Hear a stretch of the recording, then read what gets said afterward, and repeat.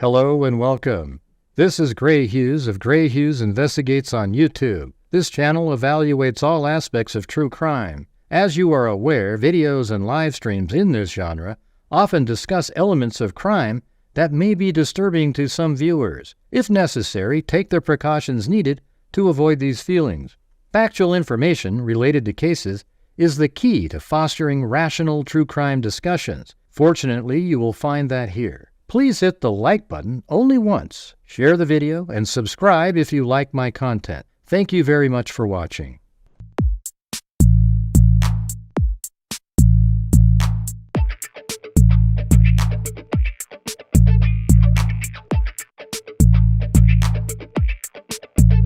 Huh? It's a house!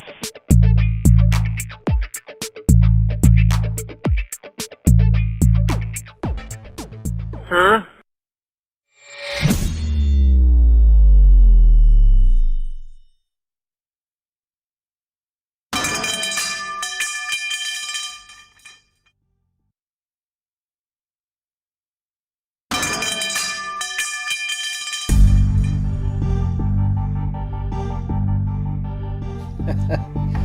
Yeah, you gotta throw stuff at the computer a couple times.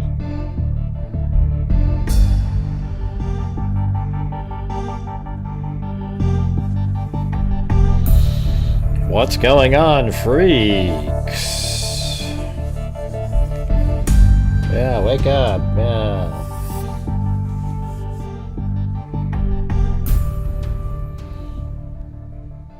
All right. Been another long day. Just slogging along. It's crazy, you know. you guys can see it, right? When like today's video, it wasn't, compared to the other days, it was pretty, I mean, I don't even know what to compare it to anymore. It's only got 1,600 views, which is terrible, but, it is what it is, I guess. Okay, well, we'll make sure to not cover it for a long time, Shadow Aspect. What a weird comment. Why type something like that in? I'm here for Delphi. Okay, good for you. That's what the thumbnail says. Are you trying to tell people that you wouldn't be here if it was any other? Yeah. I don't understand the psyche of people. Hey, here for Delphi. Okay, that's what the title says. Yep, right there in the thumbnail.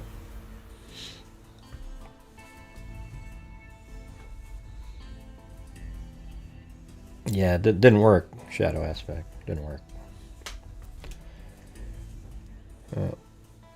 Yeah, good to see you guys. So there's a whole bunch of, like, the other day I was emailed by the clerk of the court there, a whole bunch of files. I'm sure there's other people that are on the same list. It's basically these right here. I mean, each one of them is huge. 250, 250, 250, 250, 200, like way over 1,000 pages, I think, here.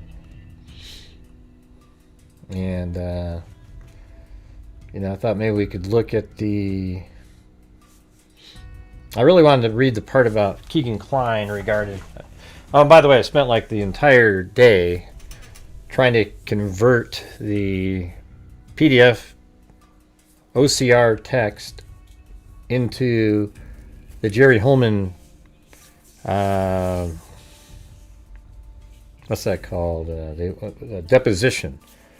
Because whoever typed it in used these weird L's that are upside down, and then when you copy and paste them, they turn into I's. And it goes throughout the entire document. So then I used ChatGPT, and I told ChatGPT, listen, I'm going to copy a block of text from a PDF file. I'm going to paste it into ChatGPT, paste it.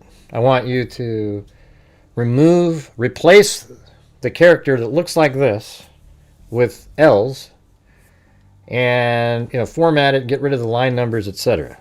So then I would grab like 30 pages, put it in there, boom, and it did a pretty good job, you know, all that. So that was pretty cool.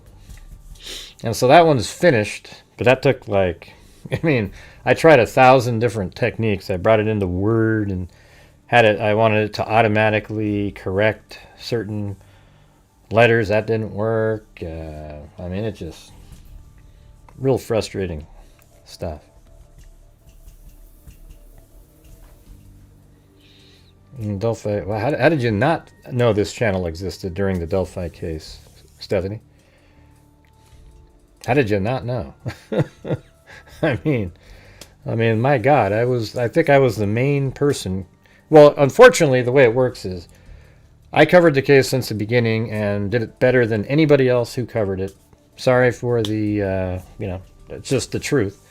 And YouTube just kind of, you know, promotes these wacko attorneys that are just shit covering it, you know, over and over and over again. And so I could see how you could just sort of step right over. But I covered it the entire time. I made animations. I was the original person to figure out the directional movement of the killer from the bridge all the way across to the location they were found. A whole bunch of stuff like that. And it's just really frustrating, you know. I don't know what it is. It's sort of frustrating just to hear. Yeah. Well, I've been there. Yeah, the 360 camera, right. I went there once. I was in a documentary regarding the case.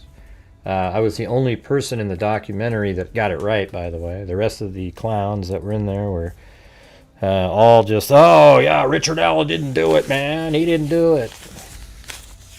It's crazy. But you guys seem like you're dead as a doornail right out of the gate. Nobody's typing, you know, like, it's just, are you guys interested, or I can go do something else. It's just really frustrating when you do a show and there's 90 people, nobody's typing, there's no energy, and I don't know how to make it more energetic. I'd rather just start converting more PDF files. Yeah, I mean, I've done the whole thing from his house all the way there. I mean, I don't even know how to explain it. I don't know. I don't know. It's frustrating. Hey, thanks, Wild Bill Wassman and Alley Cake. The earlier video. Right, yeah, people enjoyed it, but there was only 1,600 views. Which is insane. That's terrible. But thank you for all the 1,600 that did watch it. It's just, overall, it's not good. Alright? Yeah, so make sure to be commenting and communicating during the show. Whenever I see somebody comment and then 10 minutes later there's no comments from that same 10 minutes ago, why am I doing this? You know, when you go onto a show where people are interested, they're typing in and making comments, etc. Right? I'm just going to try to look for, this is what it looks like, right? So when you copy these things, see this L here, this stupid character that they put in there, this upside down L. You see that? I mean, it's just the dumbest thing I've ever seen. Like these right here. Well, now, see, when I paste it in there, it's an L, right?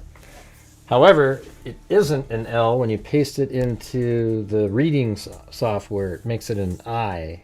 Or not even that. I think it's even in, let's see, if you put it into,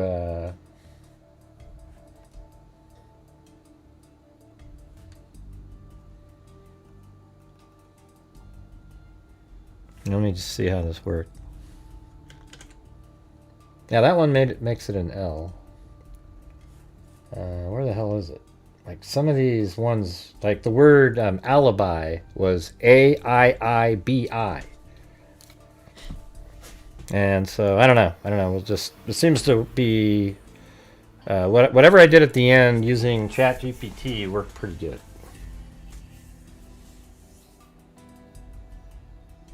I don't even know. I mean, that's what they're doing, but it just wasn't working. I would copy it, paste it into And I'm wondering if that could be it. Anyways, I have a program.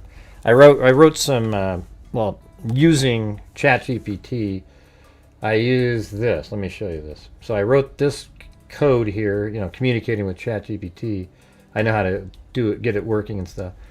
So it runs through, and you know, like you can actually copy a ton of, like, let me show you what it looks like originally. It looks like this. See how it's just garbage with lines all over the place, and see that, the numbers and all that. See that craziness? And see right there, there's a good example. I mean, it's, I don't know, look, they're ones, all right? So it's STI11. Those aren't L's right there. An L looks like that. I don't know if you can even see that, but you know, it says, "Tell me what's still ongoing." But there, it's 1-1 because that's what it thought it was. All right. So, anyways, you put it into here, right? And then I run this program, the one I just put up right here, and I run it, and it goes up. Yep, done, done, done. And then you go back to the folder that had the outputs right here, and this is what it looks like after that. See, it's all blocked together, way better. But inside of here, like Elvis feeds, because there's no L. The L was an I. You know, and then mental has MENTAI. So it wasn't gonna work. So I had to figure out something else. But hey, guys, if you're watching the show, if you have the ability to help support the channel, I would appreciate it. Without having to ask too many times, that'd be pretty amazing. Have one of those nights. We have one channel membership and one super chat currently. We still got to reach goals, etc. We're currently a little bit past the third of the month. Right, anyways. So, I mean, that's what I was working on today. But now I wanted to look up like Keegan or something. All right, so that's, let's see, is this part of his interview here? I don't think he's being interviewed yet. Let me just see what this is right here. I want to look up all the Keegan Kline stuff. Okay, that's really one of the things I'm still the most interested in. What is this an interview from here, though? This is...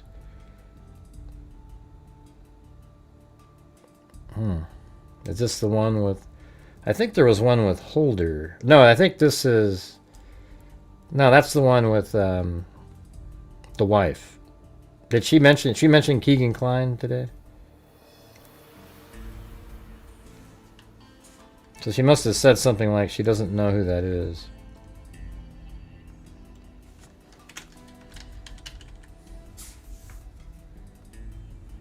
Okay, Keegan Kline. I don't know that name. Okay, but you know the name.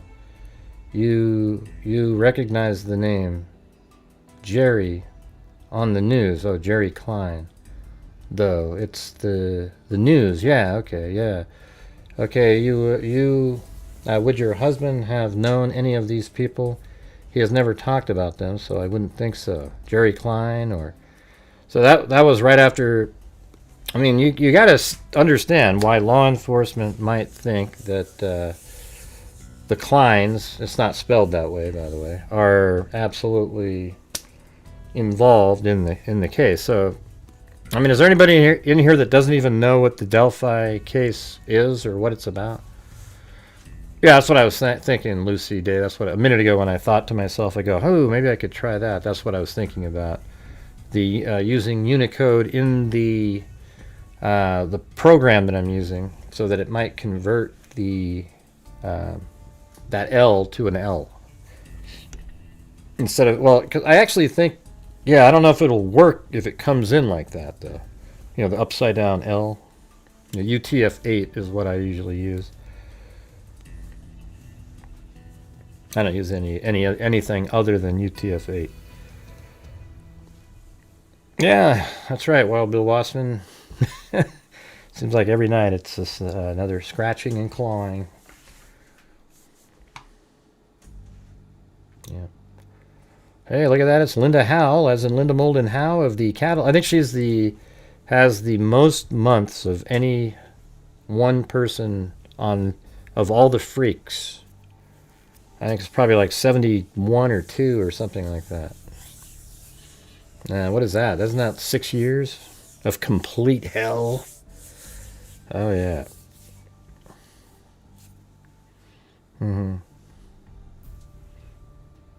Yeah, well, you don't know much about it. Okay, so I'll just tell you what the Delphi case is really quick.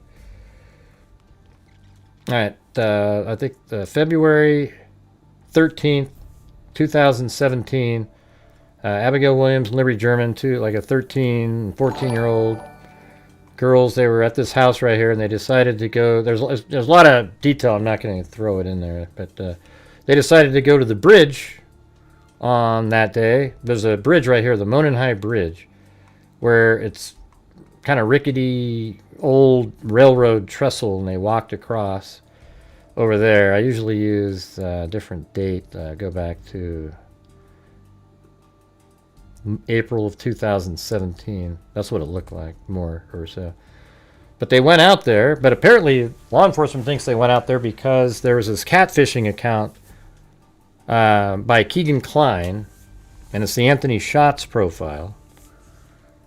Hey, look at Kathy Friedmaker, 55. So there's this catfishing account of this hot sort of young kid that's like, you know, that all the girls would like, and the guy really behind us is big ogre, okay? He's like an ogre named Keegan Klein, but the profile name was Anthony Schatz. Law enforcement believes that account is why the girls were out there that day, at the bridge. Okay, but anyways, the girls go to the bridge, and you know, they walk. I mean, it's really complex timing and stuff, so I'm just going to give you the 30,000 foot. They go onto the bridge, and they pass this guy that was there, and that's Richard Allen. And then they walk across the bridge, and then they notice a little while later that guy is actually following them across the bridge. You know, literally like following them across. So then they were trying to figure out, like, should we go back over? Where should we go? And then the guy catches up to him, and there's a video of it, of him catching up to them, and then it says, guys, down the hill. And then he takes them down the hill, which is right here at the end of the bridge, right there, and then he has them come over here, and I think that was, I think 2:32 is what they have as a time frame here. Libby's phone stopped pinging, and this location right here is how they were located on the ground, right in that spot, right there. They were actually killed, so people were searching for them, etc. The first night they didn't find them, then the next day there's search parties were out there, and they found their bodies there, and they put out that image of the guy walking towards them, and it never led to anything. That was 2017, and then I think it was like October of 2022, if I remember correctly. They made an arrest of a guy named Richard Allen, who actually they had met right after the murders. He even said he was there, but the tip information got lost in it got lost in the filing system, and it wasn't until years later where this lady was digging through the files, just kind of reorganizing, and went, whoa, this is crazy, because there were 3 girls that were on the trail that day that passed the killer, and he even admitted to passing them. And when we say the killer, it's because their description was exactly the same. Yeah, so anyways, there was a trial back last year, and he was found guilty, but there are still a bunch of nut jobs out there that think he's innocent. However, they were never able to connect Keegan Klein. So here's a guy named Richard Allen shows up and kills the girls. The girls were apparently there because of Keegan Klein and the catfishing account. But they haven't been able to make a connection between Keegan Klein and Richard Allen. I mean, to me, that's just almost nonsensical that there's no connection there. Hey, thanks, Bruce Holdaway.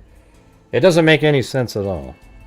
Why would, I mean, what are the odds that a catfishing account had two girls show up to a trail and then they were killed by some other random person that was there?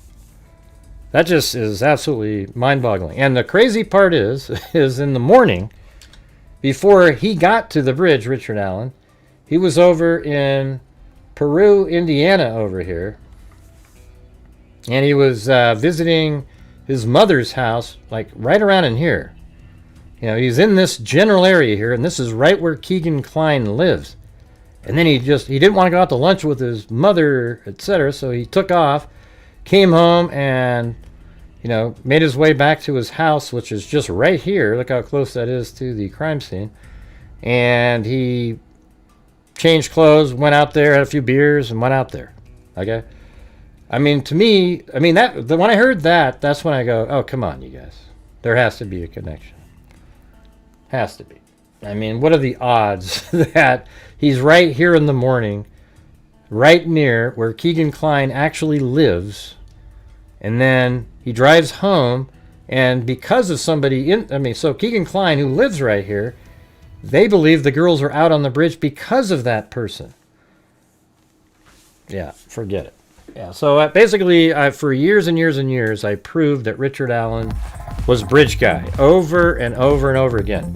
In fact, law enforcement, I think, even adopted my phraseology, because they would sometimes they'd say, "Hey, Gray, what's your best video? Let me see a video," and I'd send them a video or something. And I always said, "Listen, I don't care about the bullet found at the crime scene. I don't care about Sarah Carbaugh, walking on the road over there. I don't care about any of it, because Richard Allen is bridge guy, and that's really all that matters in the case. Once you convince and can show that Richard Allen is bridge guy, then you don't need the bullet and all that crap. Doesn't mean a damn thing, because he's the one that told the girls to go down the hill, and they ended up dying. So whether it's kidnapping that led to their death, it's felony murder, whatever the hell, however you want to look at it.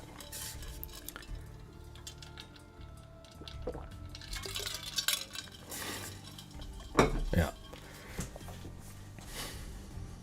Thanks, 1L Michelle. And love Boston up there. Thank you. It was 2017, as I said earlier. It's one of the first cases like that I was a YouTuber and I was covering it. The next one was a big one, and then Kanika Jenkins was the next one. But I made an animation in the case way back in the beginning that when you watch it, when we were watching the real video, it just seemed like we'd seen it before. I mean, it was like the video we had already seen the damn thing. It was amazing. And I covered it so much that when I went there, I knew exactly where I was at all times. It wasn't hard to find the locations, etc. And people always would trash me for the video. Oh, Gray, that's not true. They were standing on platform 1. No, Gray, they were blah, blah, blah, blah, blah. But I went out and proved everything that I put in the animation. All right, so anyways, that's the... So I want to look at this Kline stuff in here.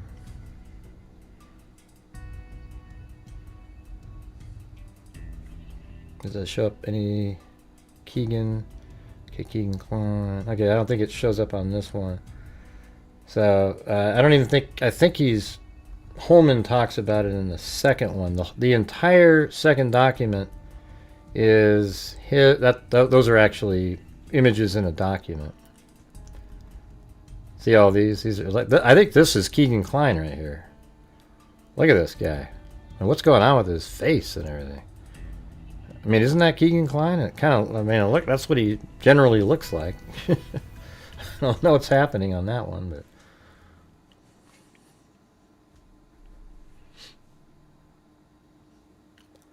Yeah, I mean, I sound like I'm bragging or something when I say I covered it better and I know the case better than all of the other people that got all the, the crowds and everybody.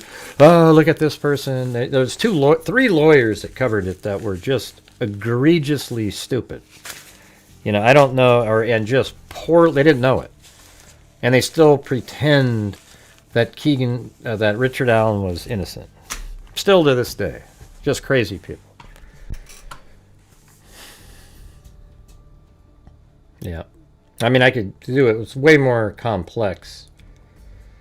That's really, maybe later we can go over how he's locked in as bridge guy. All right, but what I need you guys to do, if you could please help support the channel, maybe buy some memberships. We've only got 2 of those, and we're currently at 1/12 of a nightly goal. And it'd be great if we could just get some challenges going, do something. Oh, yeah?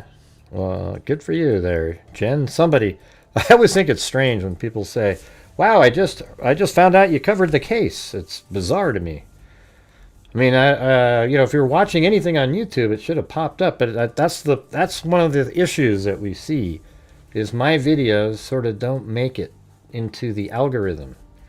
And like in the Idaho 4 case, I can without a doubt tell you that I've put out videos that are just like stunningly good in that case, and all of a sudden people just don't see them. I mean, it's just unbelievable, and it's really frustrating to me. And then somebody puts out a pile of crap, just, oh, hey, look at this, Bethany had a wig on or something, and it's like, oh my god, 75,000 views. It's wild. He didn't assault them. They couldn't find it. I think he was trying to, and then he ended up killing Libby, and then I think he was going to let Abby live, but then he killed her because he didn't want to be caught. She would have identified him. Did anybody hear what I was just saying a minute ago? We need to get moving. We're currently at 29. That's not going to make it. All right, let's see.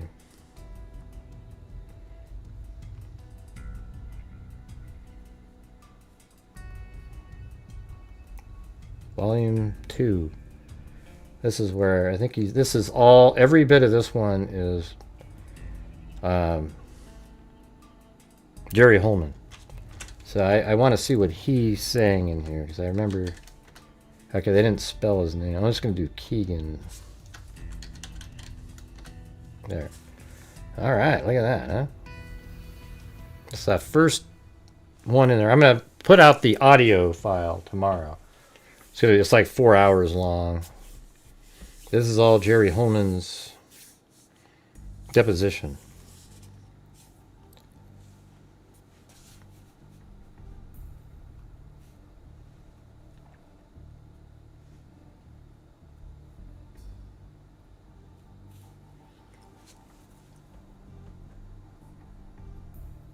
All right. I don't remember what it was, what channel. I think it was on the CW network. I think I sort of burnt my bridge over there because I was on my show saying, man, they had people on there that were absolutely nutters, and they probably didn't like that, but I just tell you the truth. I can't, I'm not going to pretend something. Yep, Keegan Klein. Let's see. Who is the other person? Let's see what it says right above that. Let me ask maybe a better question. Do you think that there was a coordinated effort to get these girls to that location by more than one person? And then he said yes. Oh, man. Who is the other person? Keegan Klein. And is your belief...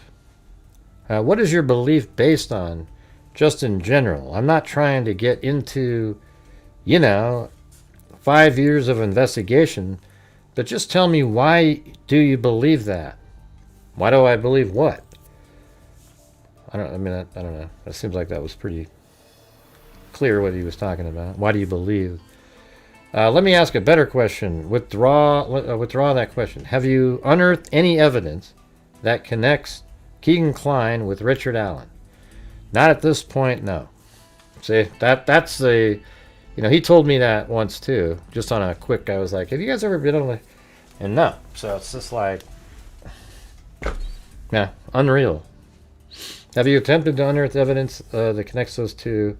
Yes, we know they were living in the same area. Keegan's father was close in age and lived in the same area, but nothing at this point. Is there an active investigation focused on anyone other than Richard Allen? No. Not even Keegan Kline? I don't think it's active anymore due to the lack of cooperation on his part. So there you go. He's not cooperating. So, he could. I actually think that there is a connection there. I'm not going to drop it. That's something that is not a conspiracy. It's just common sense. And if it's not true, then that's a time where common sense didn't work. Okay, because you're talking about they believe the girls went to the bridge because of Keegan Kline, a online predator with nefarious intentions, whether it's just digital or whatever. He's the reason the girls went to the bridge that day. And then while there, that person didn't show up, but another person showed up who ends up killing them, a predator. I mean, what are the odds of that? That is like 1 in a billion.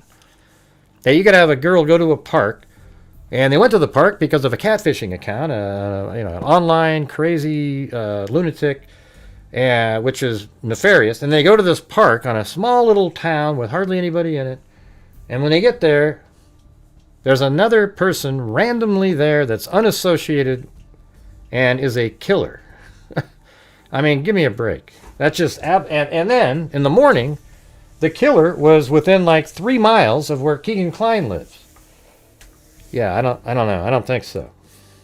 That's one of those ones where you can try to give me a good explanation and it just isn't going to work, okay? But hey guys, if you have the ability to help support the channel, I'd really appreciate it. My channel relies on you guys when I do the live streams to help support it, unfortunately, because my ad revenue on videos is so low because my videos aren't being seen on YouTube. So there's nothing helping. So if you guys feel like I do a good job and you like my show, if you guys could please help support the channel. You don't have to say, any amount helps. Buy memberships for people. There's a lot of people that can't afford memberships. That would be good. But we just, I'd like to reach the goal again tonight. Yeah, Mark, what does it got to do with this one? I wrote on Proberg Reddit, the real Delphi killers, the same real killer in the Idaho. I backed it up with evidence stolen from Who Framed Roger. Hey, good. Probably worked pretty good. But hopefully it doesn't fall on deaf ears, what I was just saying. Let's see. So it says, at this time, is there an active investigation focused on anyone other than Richard Allen? And it says, yes, we know they were living in the same area. Keegan's father was close in age and lived in the same area, but nothing at this point. At this time, is there an active investigation focused on anyone other than Richard Allen? No, not even Keegan Kline. I don't think it's active anymore due to the lack of cooperation on his part. Is your investigation still ongoing despite the fact that Richard Allen is in custody? Yes. Tell me what's still ongoing. We're still following up with information on Richard Allen that we get. For example, his confession that he made at the dock. The confessions that he made at the dock. You mean At the doctor's office? We're interviewing multiple officers that logged in notes and also looking at his phone conversations that he made, Richard Allen, and we're also trying to see if it was in contact with anyone other than Keegan Kline. Anyone at all? Yes. Okay, we're going to get to that maybe a little later. I do want to ask you one question I don't want to forget. Sure, do you have a list of all of these? I'll call them, you call them officers that he communicated with, I guess, at Westerville. So this must be pretty early on. This.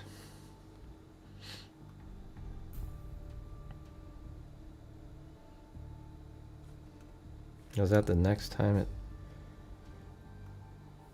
All right, let's see, page 1. Anthony Schatz is a fictitious profile used by Keegan Kline. Why is that saying? Okay, that's the first time it's mentioned. No, it's actually up here. Is it even more before that? Okay, let me go. I gotta go to the top. I'm just looking at the page numbers down here. Okay. So we were right down here. We're still following up with information, and we're also still trying to see if he was in contact with anyone other than Keegan Kline. Alright. And then the next time it shows up is down here on page 38. Yeah, boy, you guys.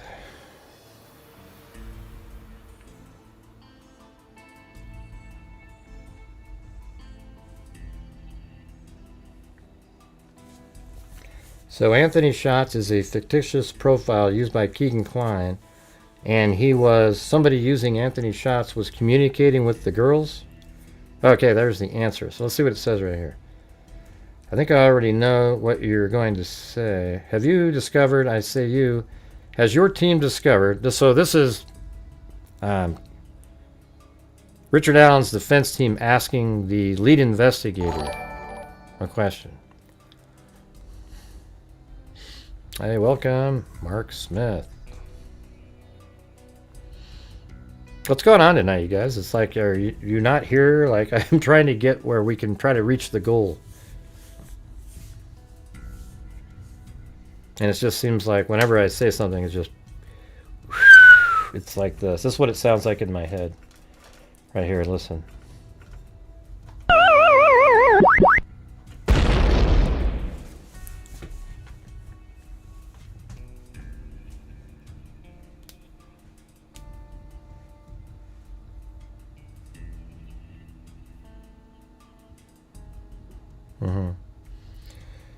I see. Have you discovered, I say you, has your team discovered any social media activity in this case that you believe is connected in any way to this crime? Yes. See, that's interesting. So at the time, they believed, you know, I think I already know what you're going to say, but just tell me just to make sure. What is it? Are you talking about social media, anybody? Any social activity you think was connected with this crime? So Anthony Schatz is a fictitious profile used by Keegan Kline, and he was somebody using Anthony Schatz was communicating with the girls. So that's what Holman is saying. So Anthony Schatz is a fictitious profile used by Keegan Kline, and he was somebody using Anthony Schatz, it's like a fireman, was communicating with the girls. Okay. That day, and then he says, that day, that morning. So look at, that's Holman saying, that day, that morning. Hey, thank you, Amber Maiden and Mr. Mean One. Hey, that's me. I'm Mr. Mean One, remember? Gray, you're so mean. Ooh.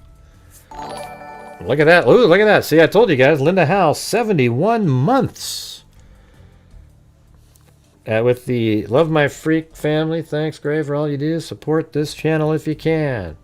Which she's got the, let's see, of the Linda Moulton Howe of the alien abduction, crop circles, and what is it? So it's UFOs, aliens, cattle mutilations, and crop circles. Yeah, the crop is corn, so it's in the cornfields, and the circles. So UFO, aliens, cattle mutilations, and crop circles. Minimal and how of the cattle mutilations and crop circles.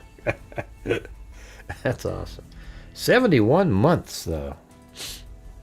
Hey, thanks, guys. Yeah, man. At least we're not, what do you call it? Running in mud or quicksand. Thanks, Chris, and love Boston. Now, if you're wondering, on this channel, I try to raise as much funds as I can on a nightly basis. And that allows me at the end of the month, you know, then I can give money. Like last month we gave $4,000. The month before that, $5,500. We've given $269,000 since January of 2020. I think the Libby Abbey ballpark have got at least 5, 6, 7, 8, 9,000 for sure. I mean, we just gave them money all the time. 500 there, 500 there, 500. Hey, thank you, Karen Messenger and Mark Smith. Says, thank you for putting out quality research, logical and detailed content. Gray, hard to come by, and the truth. It is hard to come by. But that's why you struggle. See, if you're not somebody putting out entertaining bullshit, sorry to swear, then people want to go watch something else. They want I mean, when I say people, the majority of people want to hear, you know, like whenever I see this sentence, I get disturbed when they go, ooh, I love a good conspiracy. Yeah, but it's not real. So, you know, why would I just tell you a conspiracy if it doesn't exist? Thanks for putting out quality, researched, logical and detailed content, Gray. Hard to come by in the true crime space these days.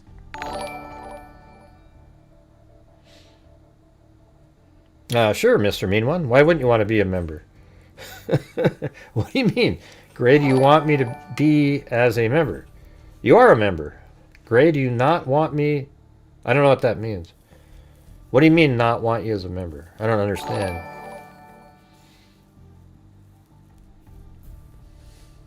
I don't get it. Did I say something? No, people call me, we have so mean, they call me. That's what I was saying. I don't understand what you mean by that, though, Mr. Mean One. You say, Gray, do you not want me as a member? I don't know where that came from. Did I say something? I said, thank you. I mean, you just gifted 5 memberships to people, right? And then I said, oh, Mr. Mean One. Yeah, that should be my name, Meanie. Because people call me, they throw me to the so mean jail. Like, what do you call it? This one right here. See this jail right here? This is the so mean jail I get tossed in. Does that make sense? I don't know if you're still there, but... what do you mean? Great job. Forgive me, God. I don't know what that means, man.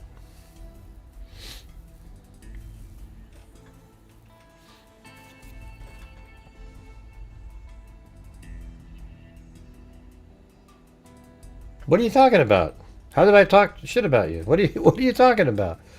I'm confused, you guys. I don't know what they're saying. Is Mark Smith Mr. Mean One? Is that who that is? No. I don't know what you're talking about. Does anybody know what he's referring to? Oh, that's not you. Watch your last video. What do you mean, my last video? My last video is about... I have no idea what you're talking about, man. I'm sorry. But now that we've... You know, the whole show's been derailed. What is it that I did? I have no idea what you're talking about. Honestly, watch your last video. My last video was about... the interview of Kathy Allen. It's just an audio file. Yeah, everybody knows where I donate to. Is there a place you want to donate to, Lori? I wouldn't mind, we donate to, over the years, some of the biggest benefactors have been Texas EquiSearch, RAIN, which is Violence Against Women, and the National Center for Missing and Exploited Children. They've all gotten over 30,000. And we have a DNA fund for identifying Jane and John Does that we've put over 100,000 in over the years. We work directly with Identifinders International. And then we have a scholarship fund for scholarships in the, students that are in the criminal justice world. I do remember my last video. What do you have to do with my last video, Mr. Mean One? Can anybody understand what that person's talking about? And then we've given, I don't know, like a couple thousand, 3,000 to like Black and Missing. We've also given money to the indigenous. I don't know. If you haven't been here, it's like, I don't know. Well, what was in the video 2 days ago, Louise? What are you talking about? I have no idea what you're talking about. And who are you, Louise Rivera? How are you following along and sort of really interested in this?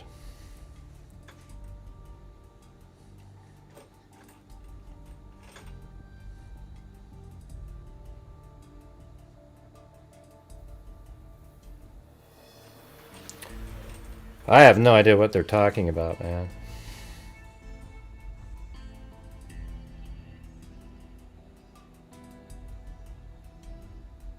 But what do you mean that's what he means? How would you know what he means, Luis Rivera?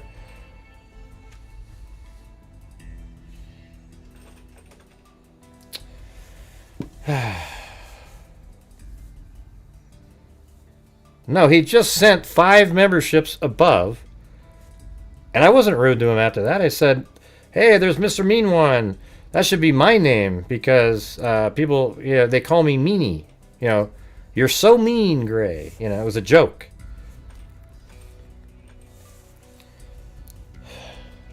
Oh, Jesus.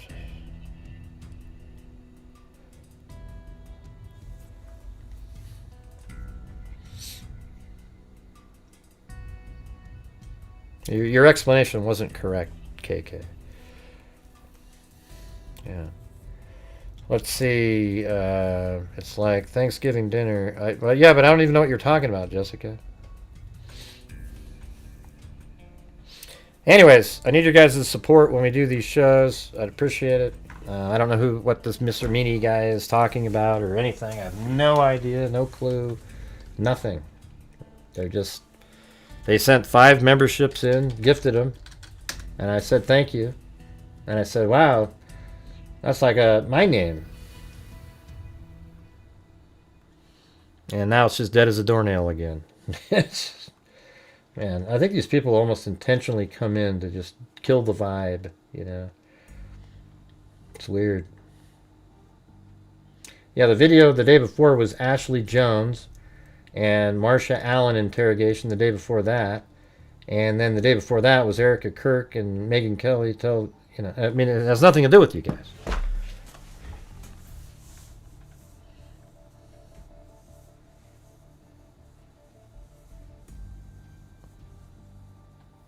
What do you mean? He said a few days ago in the chat. How can you look up a comment that somebody makes a few days ago in a chat? That's ridiculous. Anyways, let's see right there. It says, let's get back to the vibe. I need support for the channel, you guys. That's how we get the vibe going again, because it just got killed, and we're going to struggle, because I know how it works in here. I've seen it. Yeah, that doesn't work, clicking on a name. Let's see. You said earlier in chat he became a member yesterday, and you said something mean to them. No, I don't remember that at all. Yeah.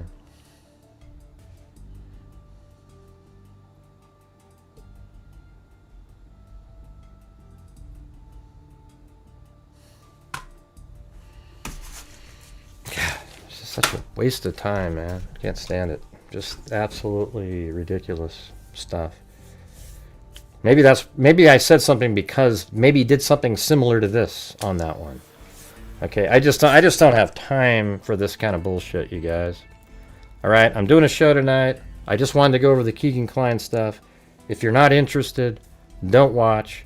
But the rest of you that are here, I would appreciate it if you guys could please help support the channel, get us moving forward again. We just got crushed by Mr. Meanie, or Mr. Mean One, whatever the hell his name is.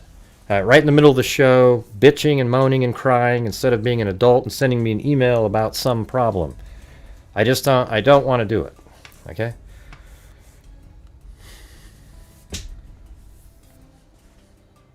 Grant, you're so mean to your subs, they say. What are you talking about? I wasn't mean at all to him. I'm just sitting here.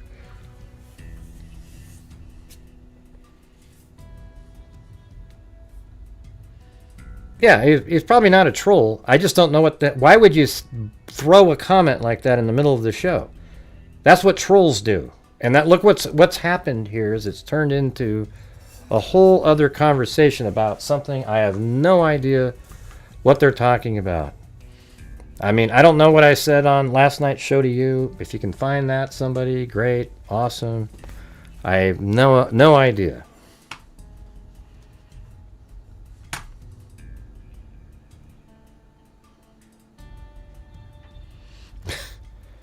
It's just crazy. But look at, if you notice, since the troll comment, there hasn't been one membership purchased, not one gifted membership, nothing. And see, that's exactly what these people, I think they intentionally try to do. Okay? So who's going to break that up? All right? Anyways, this is Gary Holman says, so Anthony Shots is a fictitious profile used by Keegan Klein, and he was somebody using Anthony Shots was communicating with the girls. Okay. And so somebody using Anthony Shots. So that's when they were wondering if it was still the dad or Keegan. So Keegan has a dad. Okay, that day, that morning, it's your opinion that those communications were connected with the act that occurred, the criminal act. I believe that those communications were why the girls went to the bridge. Isn't that amazing? I mean, he told me this in my interview with him. When I actually interviewed him, guess what? I interviewed the lead detective in this case and got 5,000 views on the video. Isn't that ridiculous?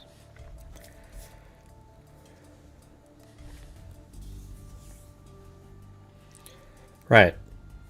But let's see if we can get a challenge going again, you guys, because we're now way behind the 8 ball again. Yeah, so I interviewed the lead detective in the case.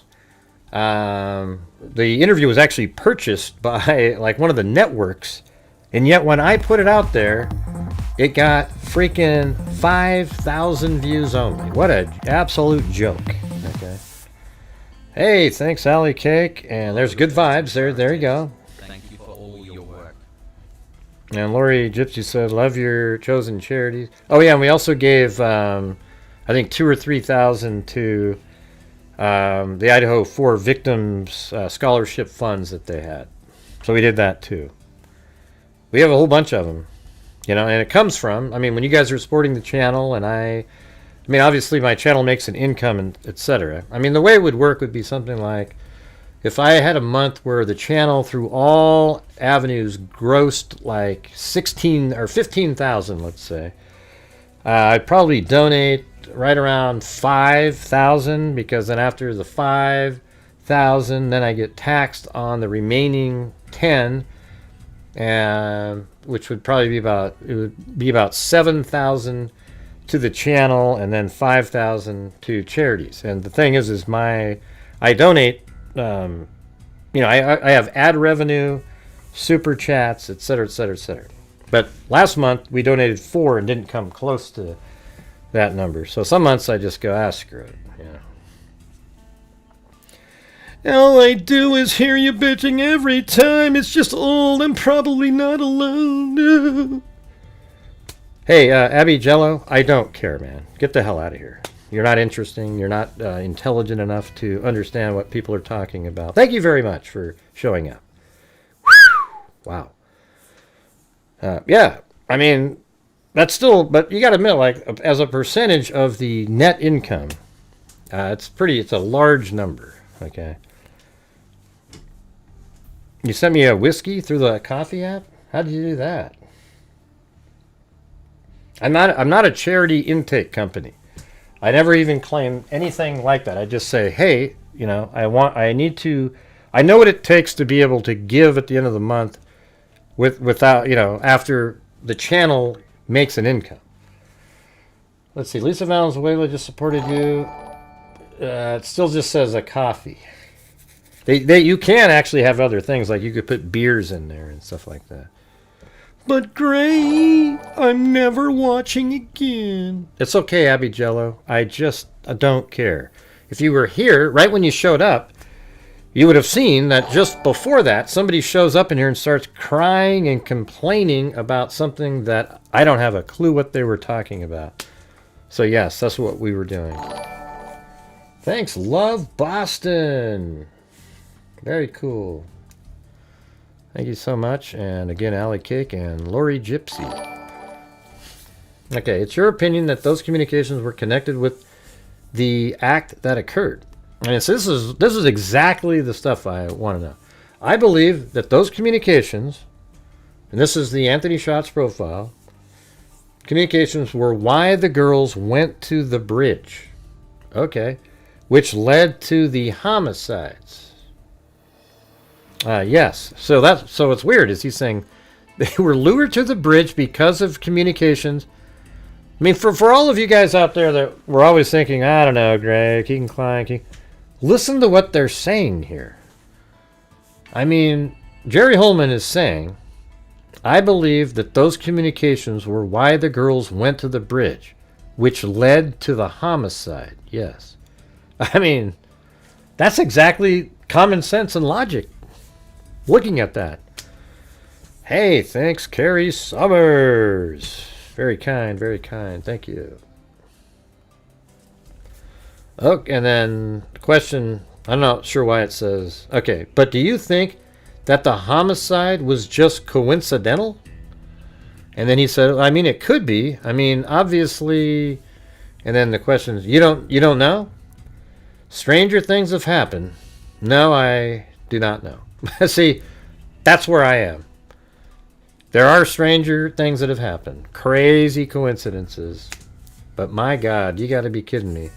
The only reason they are not alive is because they were lured out to the bridge by Keegan Klein and just so happened to be there when Richard Allen was there. But I don't believe that. And here's why I don't believe it, you guys. Because remember when Richard Allen went there, he passed 3 girls when he first got there, and he had his head down. He was on a mission.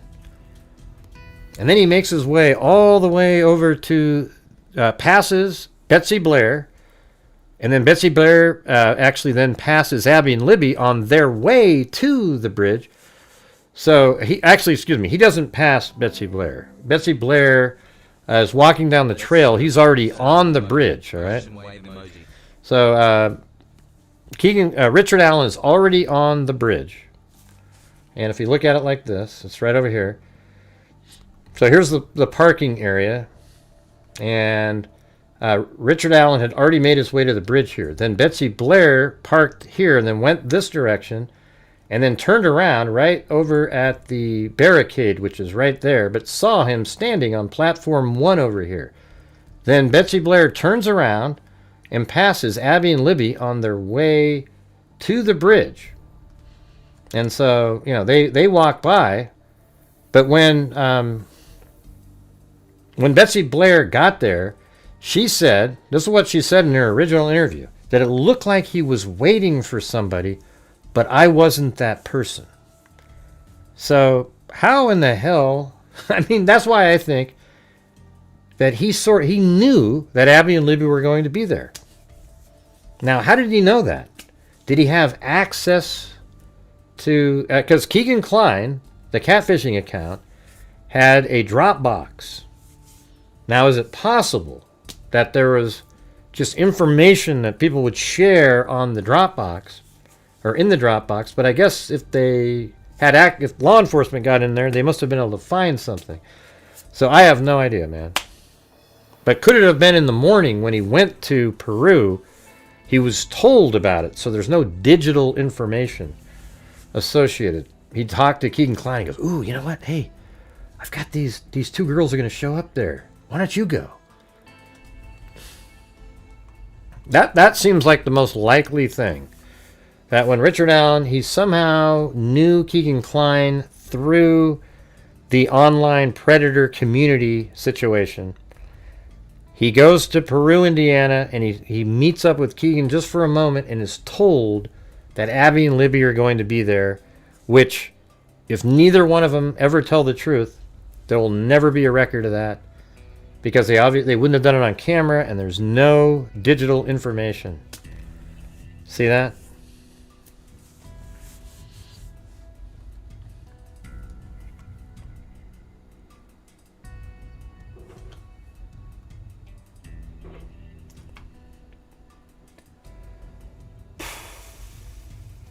Oh.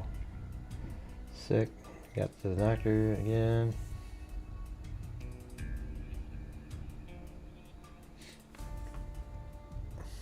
Hey, Alley Cake. I just got your email there. You're always here. What are you talking about? Don't worry about it. All right. Okay. Let me go in here.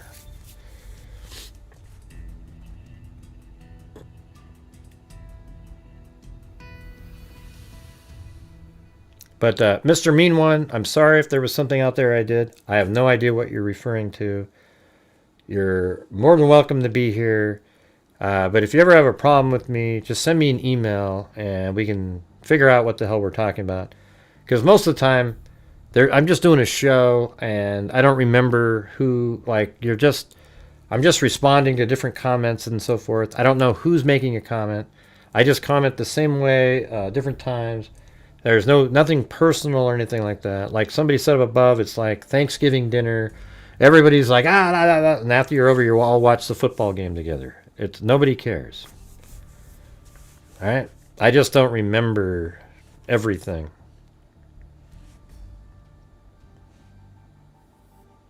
Yeah, I don't remember anything about that. Now there's probably people going, "Ooh, let's go find it. Let's go find that one spot." I don't know, man. I don't remember anything. And if you can if anybody knows what they're talking about, let me know. But anyways,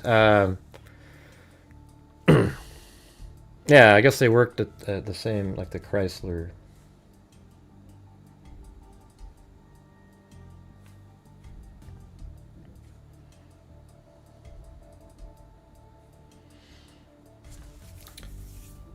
Let's see. Stranger things have happened. No, I do not know. If that's your answer, what's your answer? That's your answer? You don't know? Correct. Are you still investigating that activity? I think you told me earlier you were. As far as, it's a question. As far as, just the nature and connection between those social media communications and Rick Allen. He said, yes, we are still looking into that. Is that basically encompassed by what you mentioned to me earlier? Interviewing people?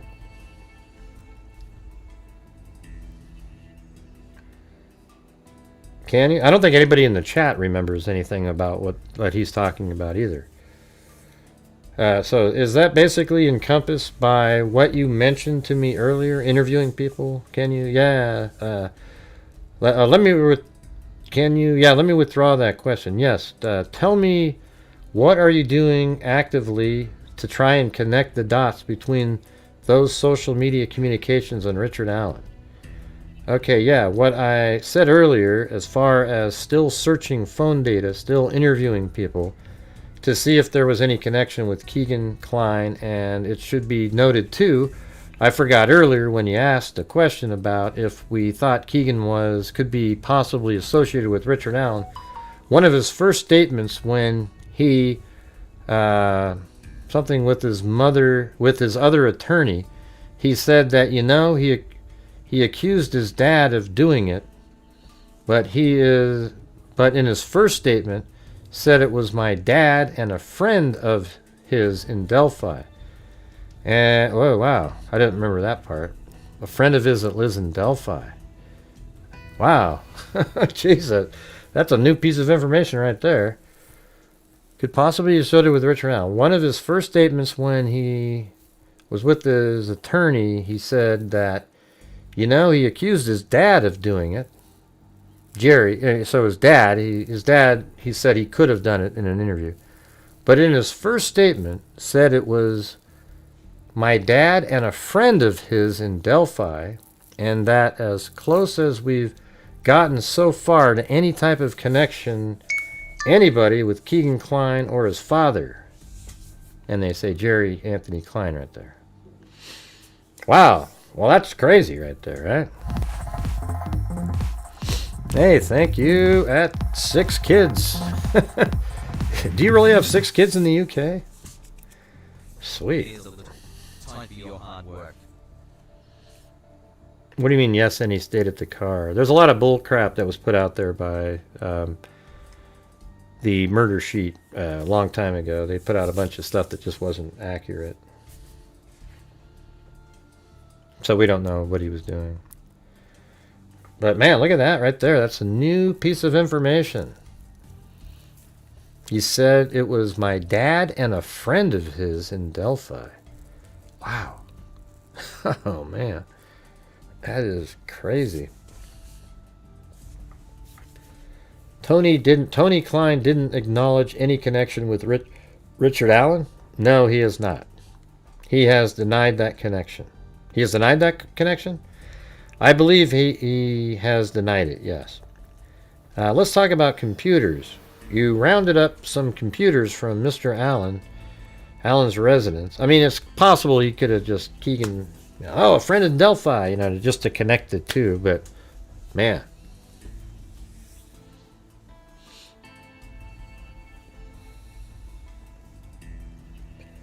Well, let's see, we need 16 more channel memberships to reach the minimum goal. Can we do it, everybody? Let's see. No, he's not. He's denied that connection. Let's talk about computers. You rounded up some computers from Mr. Allen's residence, or at least some hard drives. Are you aware of that? Let's see. So that was page 40. Now this is page 94.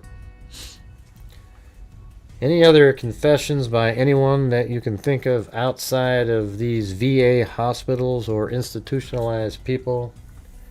Just what we talked about with Keegan Kline not confessing to killing girls, but just being in communication with them and setting up meetings. Just what we talked about with Keegan Kline not confessing to killing the girls, but just being in communication with them and setting up meetings. Man, this just sounds like almost like a predator ring. And Richard Allen was aware. Maybe like a peripheral person in there. So the idea is that because he kind of implicated himself partially, that he is responsible in some respect. I would agree with that. Hey, thanks, Lori Gypsy. There's one of them. Okay, 14 more. I would agree with that. I'm articulating that you're trying to... I am articulating what you're trying to communicate. Yes. So he's saying he would agree with... So the idea is that because he kind of implicated himself partially... That's Keegan Kline, that he is responsible in some respect.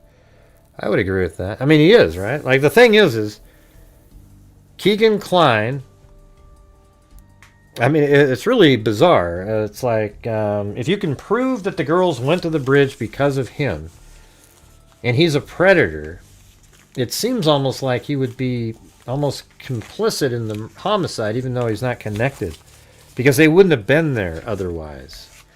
It's almost felony murder, sort of, you know, like. I mean, I would say this. Let's say somebody kidnaps somebody, and then you put them on the road. You go, okay, go ahead and leave, and then a bus came by and rammed into the two girls and killed them. The person who kidnapped them would still get charged with felony murder because he kidnapped them and then he put them there.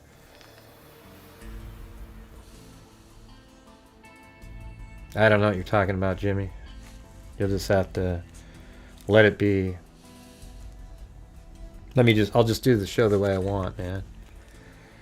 Let's see, it's all helps, yeah. Even if Keegan tipped him off that the girls were going to be there, he's got some responsibility in this. Hey, welcome, Jay Clark. Yeah, but what about what I just said? You get what I'm saying? Like, let's say somebody kidnapped a couple girls, and let's see, and then they escaped the car and they're running down the highway and a bus hit them.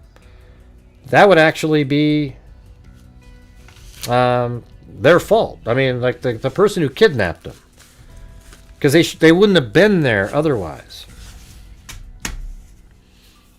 So here's the thing: is like Keegan Kline, if they can prove, because he had talked to the girls that morning and later, if they can prove that Keegan Kline is the reason they were there, like literally prove that, then it seems like he should be charged with that. Yeah, that's what I said earlier, felony murder. Yeah, this is the second or third time I've brought this up.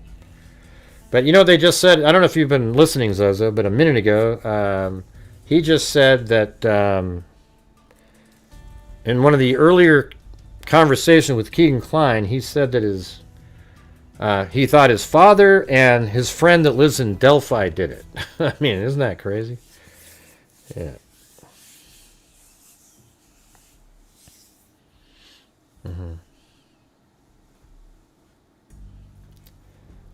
But I know what you're saying, Jimmy. I get what you're saying, Jimmy. I've tried doing that before, and it's a stream with no water in it. All right, let's see.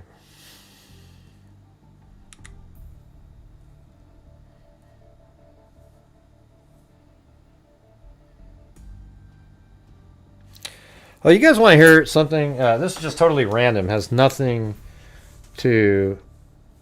I did say that, Bronco. I did say felony murder earlier in the show. Yeah.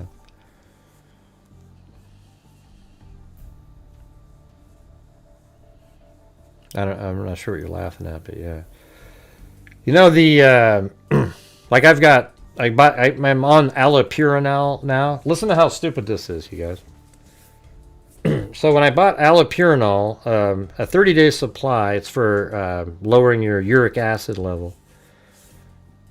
A 30-day supply was $1.59. I was like, man, that's amazing. That's like nothing, right? I mean, a pack of gum for a 30-day supplies of 100 milligrams. Just listen to this. Listen to how insane this is.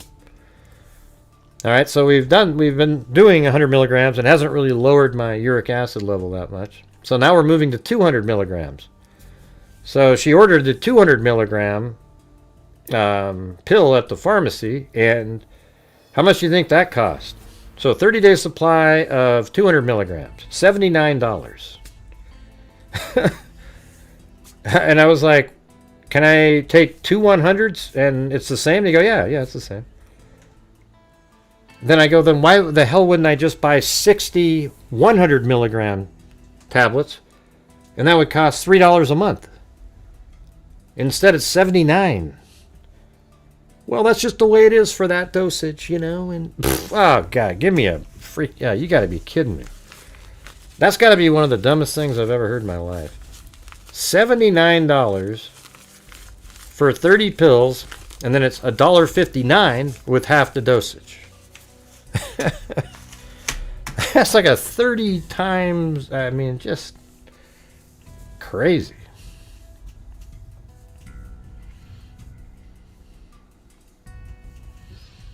Yeah, so I sent my she's like a nurse practitioner. I said, hey, can we just order me 60 100s? Because I already asked about that. Anyways, so it'd be like 318. Yeah, but I don't understand what that was about right there. I don't understand the... and by the way, thank you all. Not really by the way. I meant to start the show up, but for the veterans out there, anybody who's been... been in the military, I appreciate your service. So thank you very much. Really appreciate it. And even regardless if you're a conspiracy nutter in the Charlie Kirk case, and you just happen to be, but you also were in the military, I appreciate your service regardless. Mm-hmm. Yeah, he kidnapped her. Yeah, that's what we said. Just what we talked about, and this is so. The idea is that because he kind of implicated himself partially, that he is responsible in some respect. I would agree with that. Am I articulating what you're trying to communicate? Yes. Anyone else that comes to mind that you're aware of? No. What about are you aware of any reports of anybody confessing their responsibility? Oh, now they're going to try to bring up that Elvis Fields guy or whatever. There are probably a few, but again, the details that they would give to that person were not correct. I guess for lack of better terms. Let me understand the question. You're asking me if Joe Schmo said that Brad Rosie confessed to killing girls. Is that what you're asking me? That's exactly what I'm asking. We have had some of those, but again, they've been followed up on, and I would have to look at the reports. I don't have any names. They want the names because they want to try to make a case against people that they got a confession from. And I did not personally interview anybody. You did not? No, not that I can recall. Do you recall, or do you know who would have been involved in those? I would have to look. Let me go down. I want to do the Keegan Klein stuff. I'm gonna put the video out that has this in there. Because we could have been able to verify if that person was actually in Delphi. Who was that person? Keegan Klein. Let's see. No, there was a thumbnail that someone was searching that particular location that we had tips on, and we were trying to find out if they were there utilizing the video, and that's when the finger pointing started. Did that information in any way, was it helpful to your investigation? Let me see what they're talking about up here. Let's see. So there was some tension because of the flow of information wasn't what your team wanted to be between the two entities, correct? And then there was some finger pointing issues. Okay, what was the significance of the video from the Mara Mart? Where is the Mara Mart? I'm sorry. The witness said, what is Mara Mart or Mini Mart? Prosecutor McLeland. Mr. McLean, I think it's out by Monocle, isn't it? The witness, yeah, I think so. Mr. Rosie, oh, I know what you're talking about. That little gas station out there on the right as you go up the hill. The witness, the significance, Mr. Yeah. What was the significance of that? I guess it's worth asking. Some phone data that someone was searching that location that day. Oh, that's Keegan Klein. Wow. Okay. Well, let me see. So is that the this gas station right here? Marathon, not Mara Mart.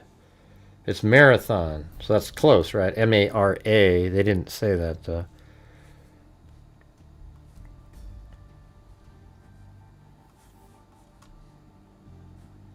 Yeah, it's right here. This is right next to... Man, this is crazy. This is the stuff that we've always wanted to look at. So this is something that Murder Sheet did bring up at one point. What is so marathon or mini mart? It's Rosie. Oh, I know what you're talking about. That little gas station out there on the right as you go up the hill. Or head to Richard Allen's house. Yeah, it seemed like it was a piece of information that was out there. I don't know if it was a rumor.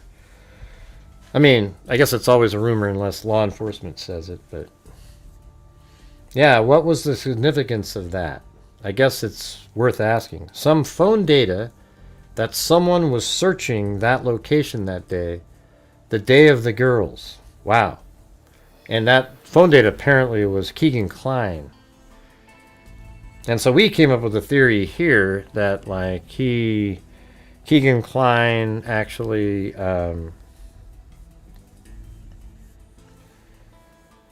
met with Richard Allen that morning here, but that doesn't really work anymore, with the fact that Richard Allen was in Peru. I mean, I guess he could have followed him or something like that, because we thought that maybe after the murders that Richard Allen gave a cell phone that was used to film what was going on at the crime scene, and then given to Keegan Kline, and then Keegan Kline, within a few days after that, was all the way over in Las Vegas with his dad.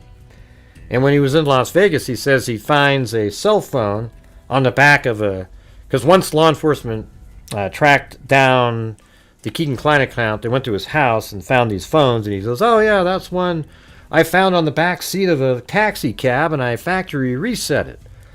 Well, that's just, that doesn't make sense. Nobody does that.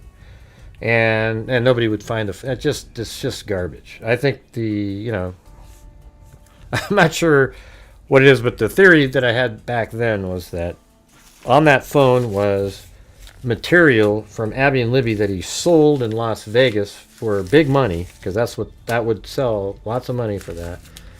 And then he factory reset it and brought it back home, because when law enforcement went to his house, he had all kinds of cameras and cell phones that had all kinds of CSAM material on them, and the only phone that he didn't give him was his cell phone that he was using during the time of the murders. Then he goes down to the station and he's interrogated, and he was asked questions about Abby and Libby.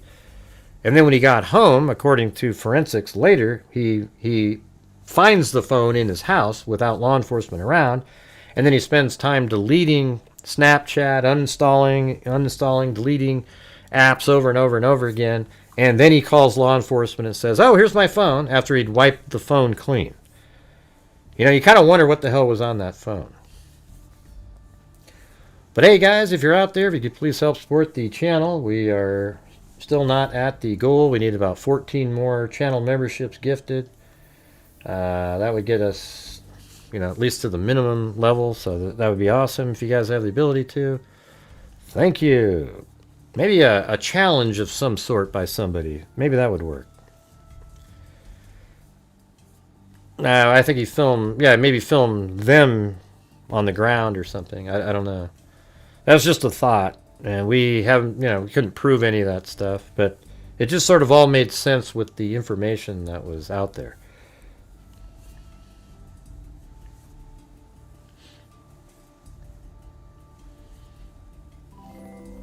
Thanks, Jim Lawn. He deleted 1.21 gigawatts worth of data. Wow, that's amazing. 1.21 gigawatts! What the hell is a gigawatt? There you go. There you go.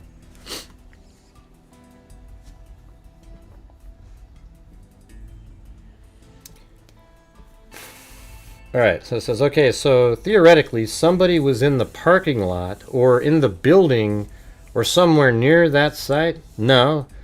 There was a thumbnail that someone was searching that particular location that we had tips on, and we were trying to find out if they were there utilizing the video. I'm not sure what that means. And that's when the finger pointing started. Did that information in any way, was it helpful to your investigation? Could have been. Oh yeah, was that's when they Oh, the video of the gas station. Remember how they weren't able to? It was broken or something. Let me see if that makes sense. What's the what do you got here? Oh, Bronco Girl said she will get another 5 if 5 more are gifted. Come on, freaks, you can do it. I'm curious if you agree with Richard Allen. Of course, Lori. I mean, let me just tell you this. Anybody that's saying he didn't do it are idiots, Lori. Okay? Just realize that. This isn't one of those cases where, ooh, it's just so intriguing. There's so many good points. Richard Allen is absolutely the killer. He is bridge guy. He has no out. He confessed multiple times in a rational, calm way. He wasn't crazy. He is the guy, and he put himself there. Hey, look at that. There's one from Alley Cake.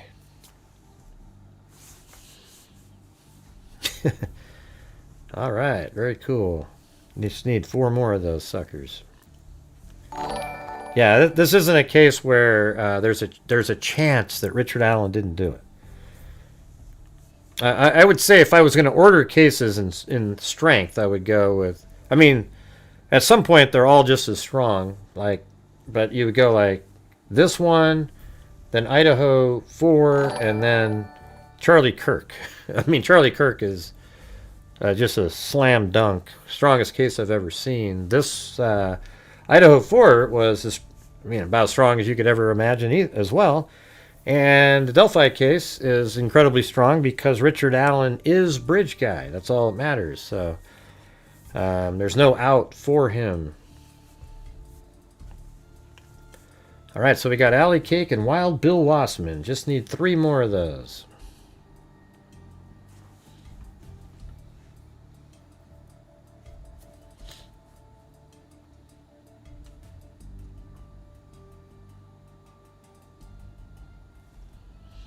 Oh, look at that. Chris O'Connell. Whoa. It's a miracle. Thank you. So I just want to read that one part again.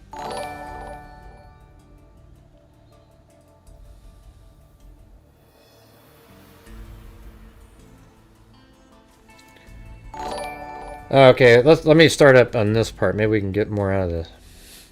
Wow. Thank you, Susan Smith and Lisa Belson. Thank you.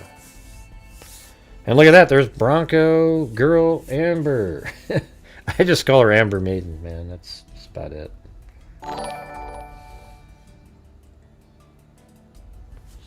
Thanks, guys. Appreciate that.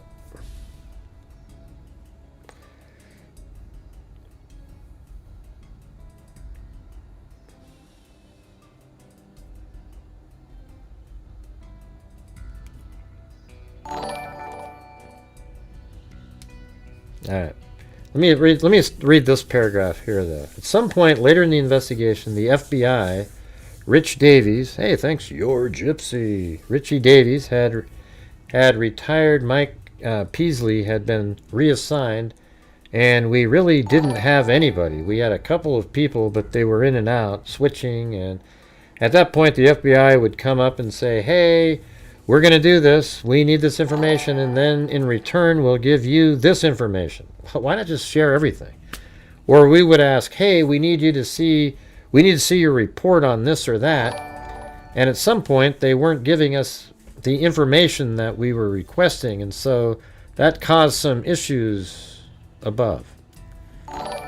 Just wanted to make sure I wasn't joining up weirdos.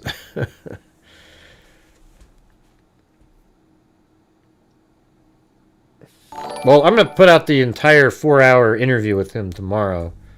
Hopefully all the words make sense and everything. It's just, I think it'll, be 98% easy to understand,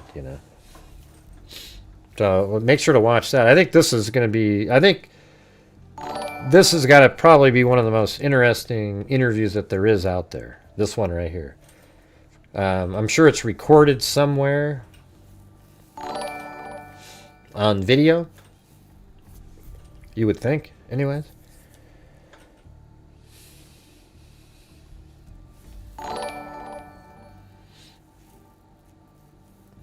How's it going, Lisa Belson? Michelle H., Chris O'Connell, Zozo, Carrie Summers, Lori Gypsy, Alley Cake, the legendary Alley Cake. See, Alley Cake is, she's always so nice. Alley Cake always, you know, she sends me emails sometimes. But she's great, right, you guys? Come on.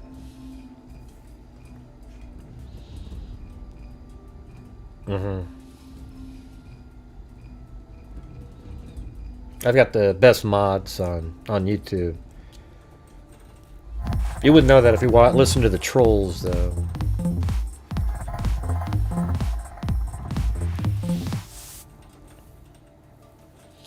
Just wanted to make sure I wasn't joining our burritos. He also killed his cat for Christ's sake. Yeah. Killed his cat. What's going on, Lindsay Forrest? You just said my name. Yep, that's my name. Are you talking about the two girls? What are you talking about, Lindsay? Hey, if you type my name one more time in, Lindsay, I'm going to block you from the channel. Do it again. I don't know what the hell you're doing. You're spamming. Okay, see ya.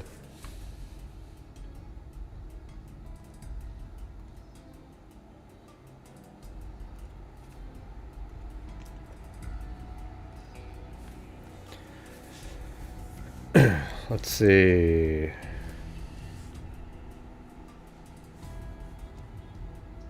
Oh, I got the wrong person. Oops. No, that was right. That was right. Right.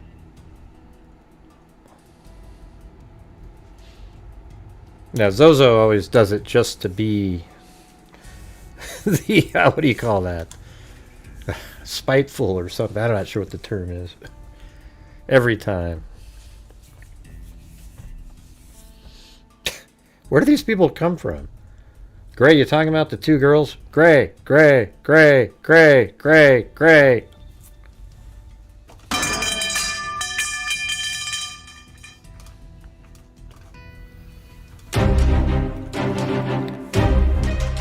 Hello, everybody. Thank you for showing up tonight. Yes, tonight we are talking about the Delphi case and whether or not the investigation will continue. Hey, come on. You guys ruined my I had a good flow going there, but then let's see. What's up? Love you too, Carrie.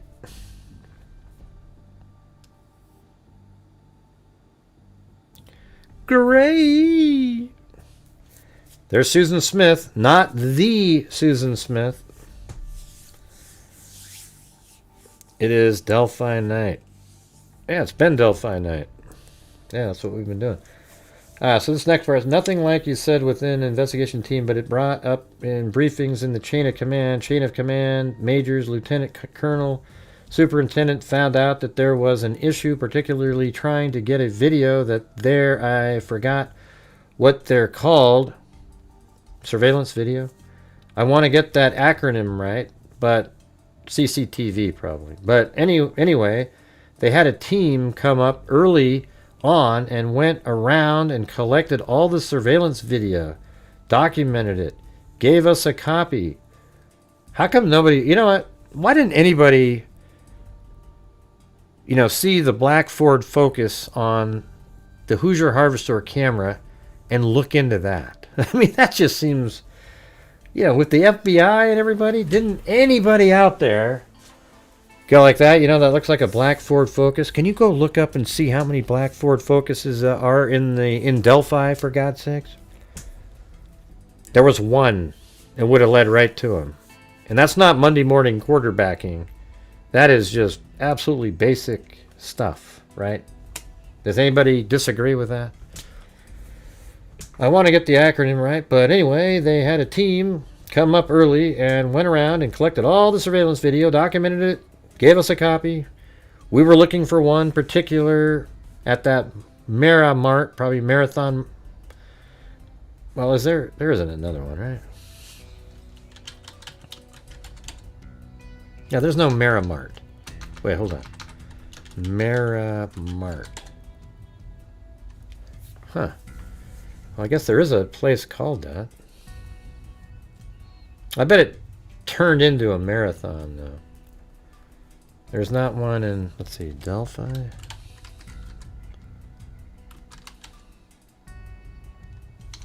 No. But there is a place called Miramont. I think they were just sort of, you know, what's the term in their mind? Just kind of got the wrong. It's marathon, not Maramart, but a Maramart is an actual place.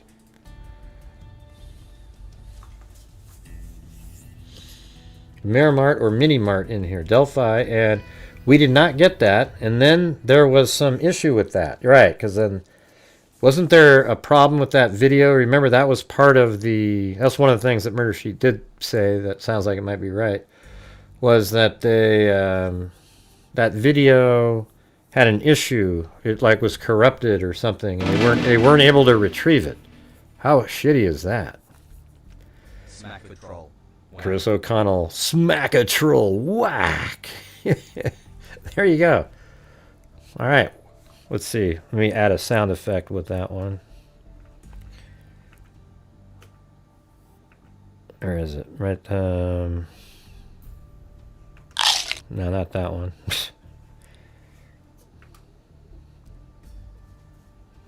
Stupid as. No, not that one.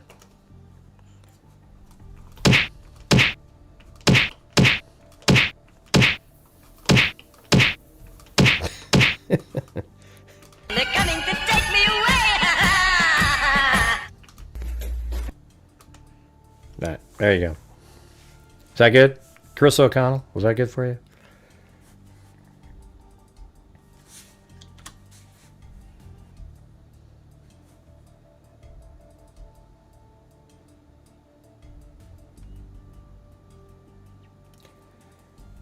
Okay, so there was some tension because of the flow of information wasn't what your team wanted it to be between the two entities. Correct. And then there was some finger pointing issues, Holman said. And the questioner said, and what was significant of the video from the Mart? Where is the Mart? I'm sorry, the witness. What is Mart? Or Mini Mart? Prosecutor Macleod. I think it's out by Monocles. Okay, Monocles. What the hell is that? I mean, I know it. Let me see if this is a place here. Oh, see, it made the the L and I. Monocles Pizza. If it's right here, then I think we got it. Oh, don't tell me you have to go all the way up in the air. Is there one in Delphi?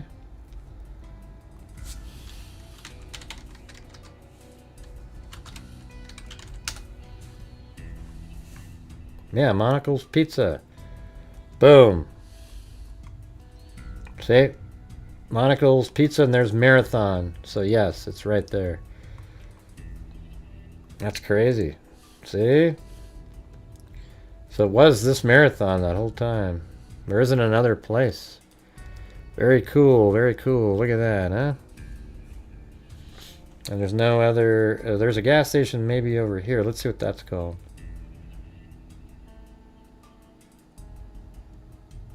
No, it's not a gas station. I just want to see if this is one here. Yeah, it's pretty crazy, because that means that this is that was accurate information there. Yeah, so that's the pizza place. There's no other gas station around except for this one, and obviously that's what they're talking about. That's pretty amazing. I think it's out by Monocles. Let me put, I'm going to map that.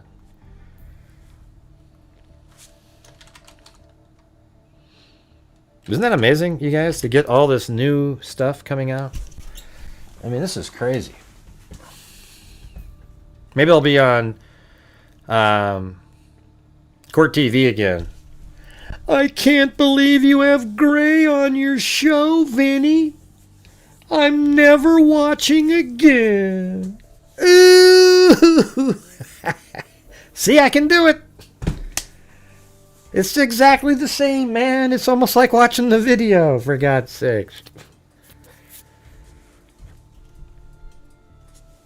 I think it's out by Monocle's Witness. Yeah, I think so, Mr. Rosie. Oh, I know what you're talking about. The little gas station out there on the right. The Witness. The Witness. The significance? Yeah, what was the significance of that? I guess it's worth asking. Some phone data that someone was searching. Why didn't he say Keegan Klein?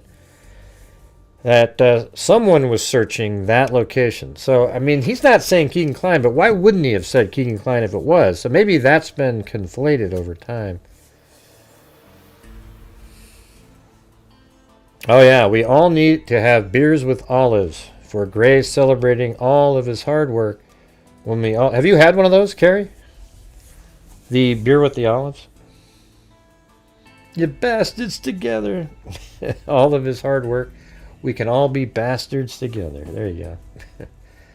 You guys ever tried that? You take like about 4 green olives. This is Scouting Dude told us about this. He was here and we drank it. It's and he's a military guy, so thank you for your service out there, Scouting Dude. If you just randomly happen to be listening, he put like 4 green olives with a little, I think, let's see. So you put the juice and 4 olives, and then you put it into just a beer. And it's so good. It's crazy. Like a Coors Light or something. You don't have to get like a expensive one. Yeah, it's really good. It's called, he called it a Dirty Scout. It was really good. I mean, I don't know how to explain it to you, but. Yeah, she said, I have. Thank you. It's so good. Put about 10 in my... Yes, what I do too. I just absolutely load it up. I don't... 4 isn't enough. I put like, 5, and then I put more in after that. And it takes the carbonation out a little bit too. It's pretty good. Yeah, you should try it. It's really good. A dirty bastard. Yeah, so they didn't get the video, so there was some tension because of the flow of information. Wasn't what your team wanted to be between the two entities? Correct. And then there was some finger pointing issues. Okay, what was the significance of the video from the Marathon Mart? Where is the... And then we've already gone through that. Then down here it said... Yeah, that was significant. What was the significance of the of that video? I guess it's worth asking. Some phone data that someone was searching that location that day, the day of the girls. Okay, so theoretically... Yeah, but the thing is, it was the person who did the searching that was interesting. Because anybody could have searched that. It wouldn't be... There's no interest at all if Joe Schmo is looking up Marathon gas station.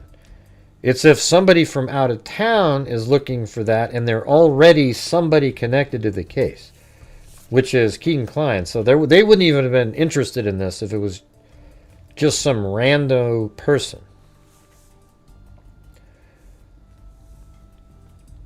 So theoretically,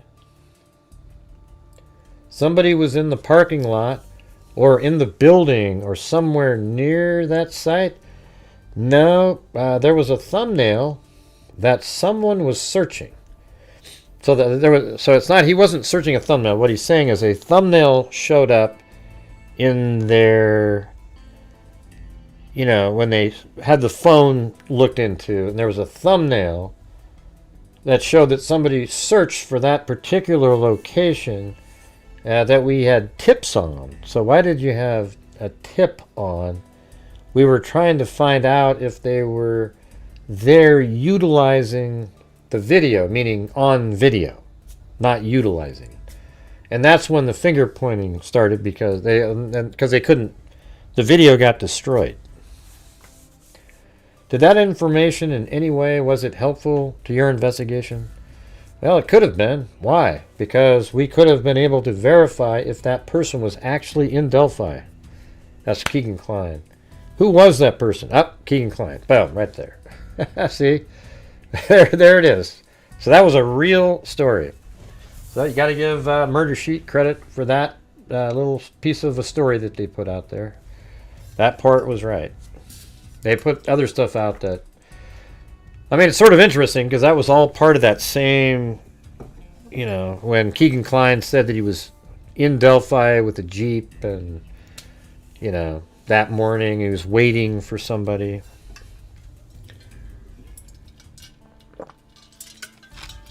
That's pretty crazy right there, right? Wow. There you go. Because we could have been able to verify if Keegan Klein was actually in Delphi. Wow.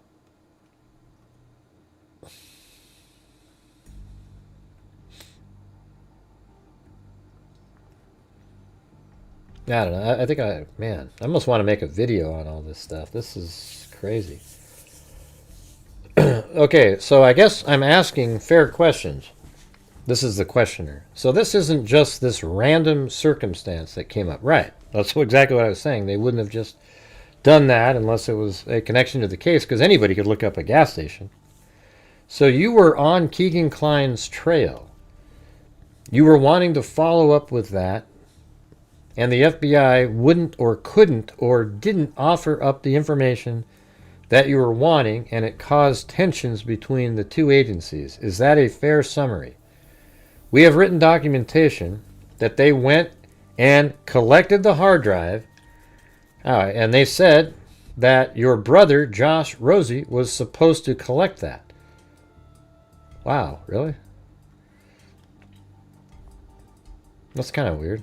So what does his brother do? Okay, what does Josh Rosie do? Man, maybe that's where the conspiracy is. His own brother destroyed the tape that would have verified that it was somebody else pinning it on. All right. Now, so he's an Indiana State Police officer, if you can believe that. Look at that. How crazy is that? See, right there. That's him. That's Brad Rosie. And his brother is actually an Indiana State Police officer.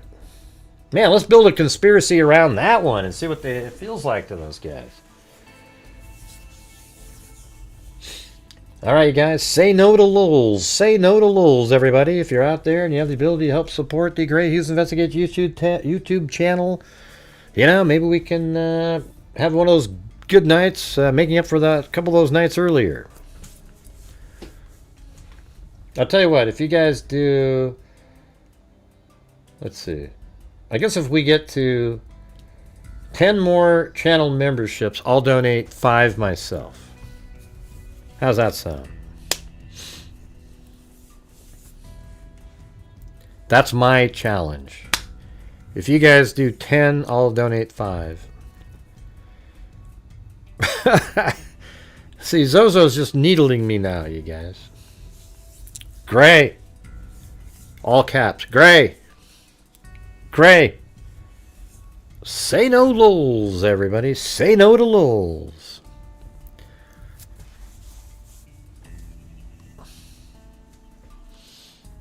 Yeah, Zozo always does that. You could, whenever you say, don't say something, she'll say it right away. Even if she hadn't been on the show for the whole night, she'll just pop up out of nowhere and say that. Isn't that crazy, you guys? But Brad Rosie's brother was supposed to collect the surveillance footage from Marathon gas station. And then Brad Rosie's actually the questioner. He says, I knew that was going to happen at some point. Sorry. No, it's okay. It's just the story of my life. So then Holman said, so they said Josh Rosie was supposed to collect that, but Josh Rosie's role was not going out and collecting video. His role was early on. People would bring phones to him at the command center. And hey, thanks, Love Boston.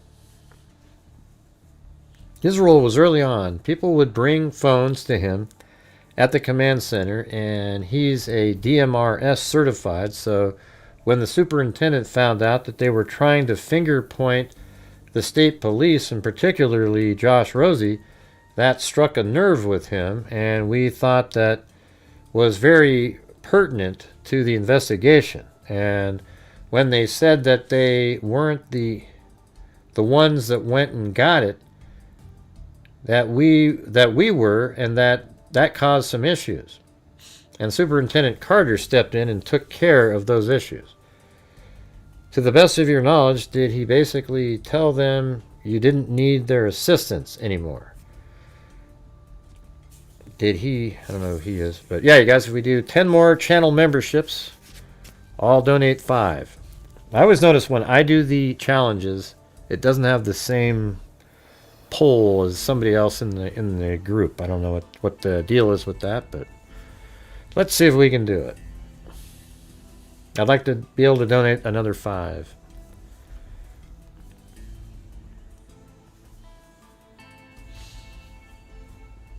To the best of your knowledge, did he basically tell them you didn't need their assistance? I think you have to ask him, but I think his statement was, there's no federal nexus in this. Please turn over all your information to the state police, and we'll take it from there. You would have to ask him what his exact... You didn't have that conversation with these people? No. But he told you what he said. He told me, you're summarizing, and we ended up getting what we believe is all the information that the FBI had. What you wanted? Well, they didn't get that. Okay, forgive me for being a little... This is getting a little convoluted for me. I know, I understand. So you never did obtain the information that really started this whole conflagration? No. Okay. We attempted to go back, but obviously years later. Okay, I see. So basically, he can... Hey, thanks, Wild Bill Wassman and Chris O'Connell. That's 2 of them. We need 8 more. Hold on a second.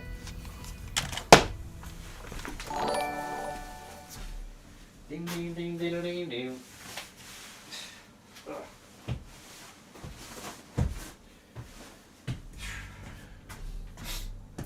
Man, I got these shoes that are, I guess, better for walking. I don't know. They feel pretty comfortable. Nurses wear them, I guess. That counts. That's Chris O'Connell there. So that's 3. Ding, ding, ding, diddle, ding, ding. Ding, ding, ding, diddle, ding, ding. You know what's really good is this thing right here. It's a...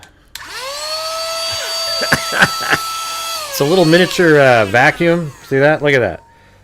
It's the craziest thing in the world. It works so good. You just go... And no, I'm not selling these, but it's sitting right here because I was using it. Gets dust off of everything. All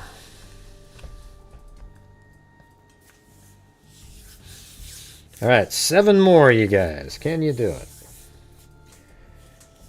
You didn't have the conversation. Okay, forgive me, blah, blah, blah. We attempted to go back. I wonder what that means. We attempted to go back. Like he tried to go get that video. Okay, I see. So basically, he can speak for himself, but he kind of fired the FBI. That's Doug Carter. In a way. I mean, they're not working on the case anymore. Well, they shouldn't be. If they are, they aren't giving us information. Thank you, Bruce Holdaway.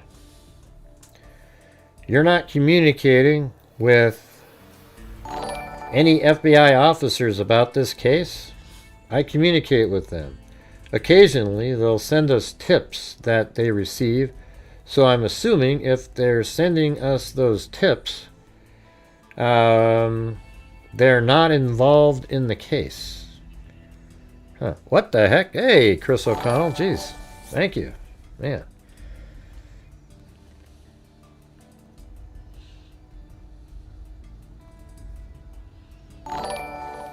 Here we go, here we go, here we go. And look at all these channel members we're getting here. Now, if they'll just stay around when it's all said and done, that'd be good.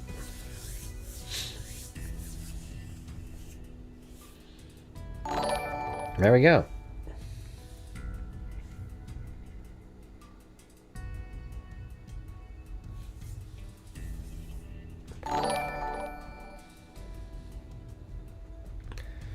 Well, I you know, I'm on fire for right at this moment on this channel, but you guys ever watch Candace Owens?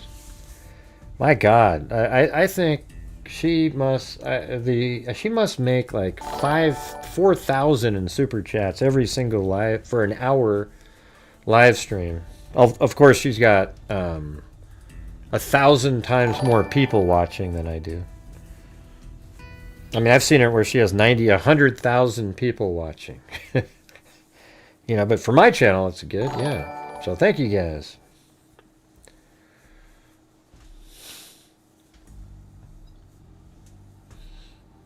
You got impatient and no, well, thank you for panicking, Chris O'Connell.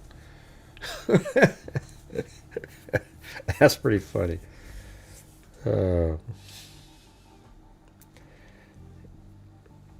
Yes, Candace Owens is. I mean, here's what I'll say about Candace Owens. I mean, I think she's obviously a really.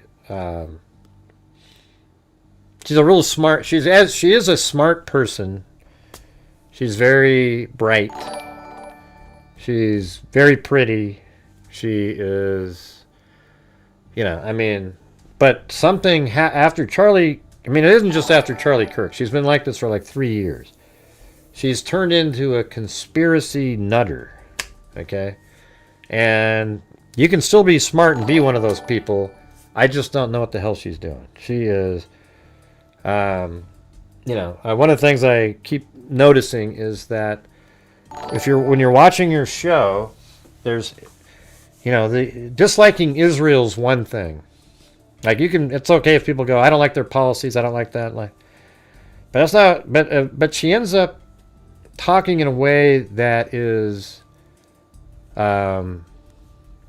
it's sort of like against just Jewish people, you know. And then you see the people in the comments making their little they actually make comments that are like, it's incredible. I mean, it's almost like Nazi Germany in 1938. I mean, the way they talk in her chat alone, they just sit there and attack Jewish people over and over and over and over again. It's not just Israel or whatever the hell you want to call it. And at that point, I mean, that is just really disturbing that she's wielding her influential power in that way. All right? So there you go. That's my thoughts on that. I don't know what else to say, but when you watch it, just don't even worry about what she's saying. Or you kind of listen to what she's saying, but read the people in the chat. Man, it is. She's got a vile community over there. I mean, if I had a community like that, all you would see is block, block, block, block, block, block, block. It would be a block fest on steroids. You know, we have to block a couple people here and there for being literal trolls in here. But I wouldn't allow those kind of comments in here. That just wouldn't be allowed. Yeah, I mean, that's not freedom of speech, Gray. Well, you know what? It's hate speech, and I'm just not going to allow it. You get what I'm saying? Awesome. You guys still here? Hello.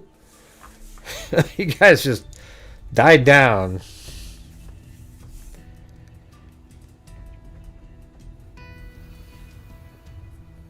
You're not communicating with the FBI officers about this case? I communicate with them. Occasionally, they'll send us tips that they receive, so I'm assuming if they're sending us those tips, they're not involved in the case. When did this all happen? Just give me a time frame. Right around COVID. So about 2021. So it's about 4 years in. And they haven't been part of Unified Command since then, I guess, is maybe a better way of putting it. No, and They hadn't been part of Unified Command since Rich Davies retired and Mike Peasley left. I don't know what that was. That would have been 2019, 20, somewhere in there. Let's see, were they ever any discussions amongst the Unified Command or extension of that group about concerns about how the FBI handled the investigation when they were initially involved? We had concerns that we weren't getting information. You know, it was like pulling teeth to get a report, and they're 302s, I think. Man, that sucks. Jeez. They're called, but maybe that's what hindered the investigation, you know? I wouldn't doubt that at all. You know, missing that file might have been because of their system. You know, they come in, there's all this shit going on, and they miss the one report. But there was concerns that we weren't getting information that we needed to help, I guess. But as far as the investigation, I think they did a fine job. It's just sharing the information we were having issues with. I mean, well, how did the FBI actually help? You know how, like, there's all these other cases that we do where you go, I mean, I imagine the cell phone data maybe, but, you know, other than that, like the Delphi case doesn't seem like it had much FBI influence in there. Where a lot of these other ones, like Idaho 4, you know, obviously Charlie Kirk and Trump shootings and those, I mean, obviously the FBI is in those.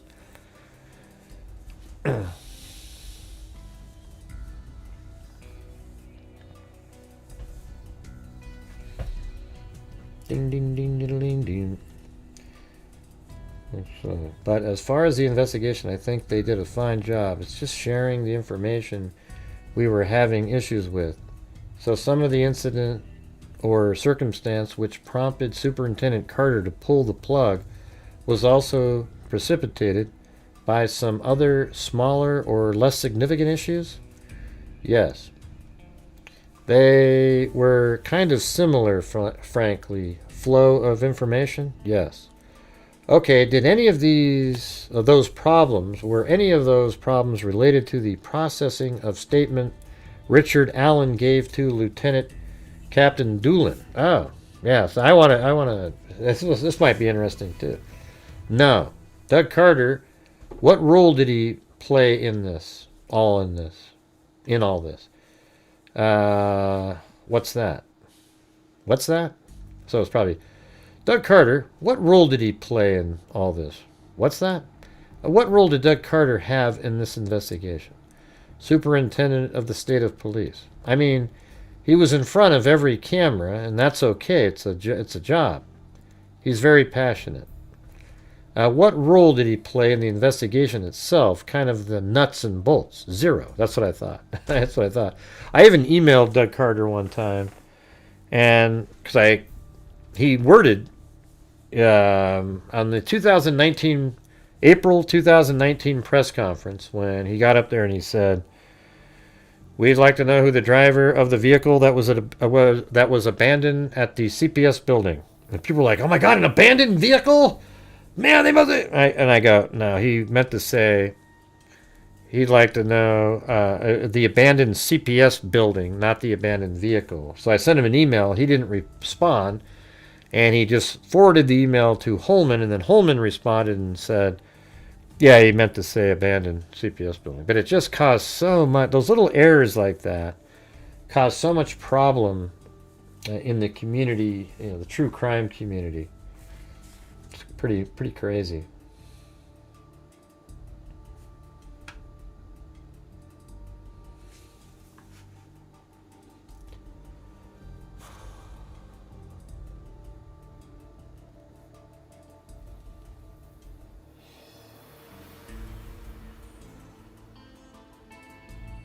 Okay, we figured out, Jessica Schubach figured out what the misdemeanor thing was. Okay, he said that, remember on last night's show, he said he's smarter than everybody else. He goes, oh, I'm smarter than everybody else in here. And I said, that's crazy. You know, I go, what are you talking about? And then he, let's see, it started live show, Lance Twiggs and Tyler Robinson 2 days ago. You weren't mean. She said you weren't mean or rude at all. In fact, they became a member after that. Right. When I came back to the show tonight, I saw that it was hidden because they came back in saying crap about you. Right. Well, they didn't really say crap. They just said, do you want me here as a sub? I don't know what the hell that was, you guys. I don't know. Yeah. Yeah, it wasn't a big deal the other night. He became a member and I go, oh, cool, thanks. You know? It was just like a comment he was making. I said that the viewers, which is true, the viewers on my channel, that's why it's not a really big crew, are smarter. They're smarter people that use common sense, logic, and reason, and so forth. And then he goes, I'm smarter than all you guys. Or something. It was pretty crazy. Oh, I didn't see that one. No, I guess I didn't see that comment. Why would he call me that? I didn't say anything to him. I guess I missed it, yeah. I was doing a show, you know what I'm saying? What's 100%, Jimmy? I don't know what you're referring to. Yeah, they kept saying they were smarter than everyone in the chat. Yeah, remember that? Yeah, so I was like, yeah, man, you're probably not. Yeah, and that was, and then I think he got mad there, and then he probably got timed out by somebody, or maybe I did it, I don't remember. And then he came back later, and then he became a channel member, and then today he shows up, and all I said was, hey, man, my name should be yours, because they say I'm mean. And then he goes, do you want me to be here, Gray? And I'm like, yeah, I guess. And then he just kept going on and on and on about something. But yeah, okay, well, thanks for finding that. At least now we know what incident that was.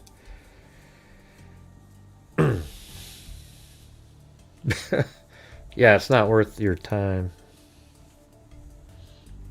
I mean, just if you have a problem with something, just send me an email. And not a soliloquy either. Just send 2 sentences. I don't need a 16-page dissertation because I won't be reading it as well. So, and I guess that's the problem.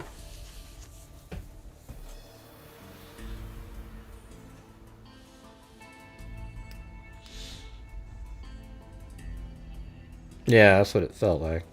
Kind of expensive, though. He sent 5 channel memberships in. Just to do that? It's pretty wild. It's crazy. Why not just send 1 in? or 0 and just make your comment. I don't get it. I think what it is, it's somebody that wants to propagate the "you're so mean to your subs" comment. You know, that's what I always get. You're so mean to this, but they never talk about what was it that somebody said. I don't just come in and go, God, Bronco girl, you're a pile of, and just start going on, and, it just doesn't happen. Yeah. Maybe that's what it is, Lori.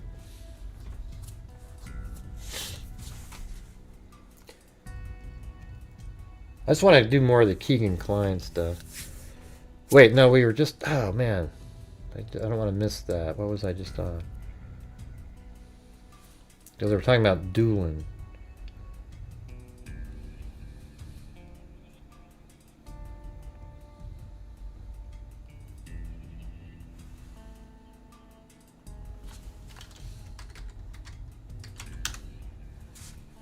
Huh.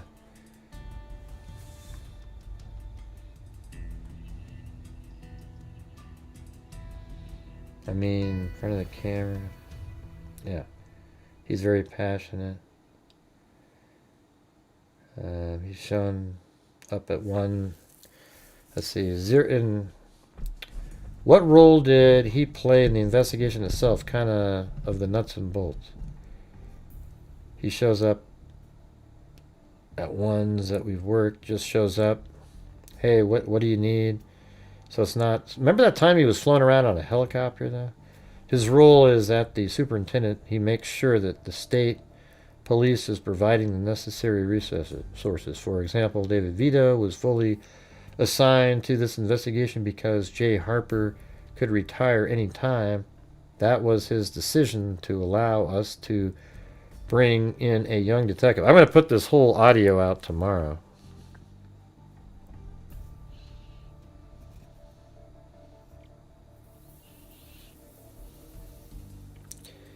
Give it me, you bastard.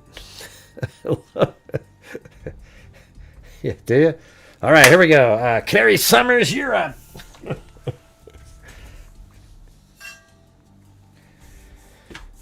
Let's see. Ew.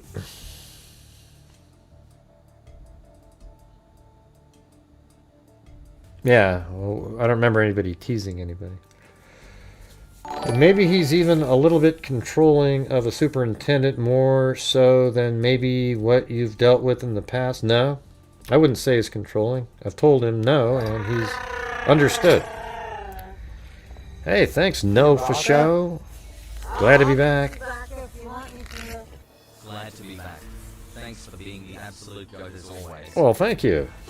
What a nice comment. Hey, we're getting some nice comments tonight. Man, what a miracle.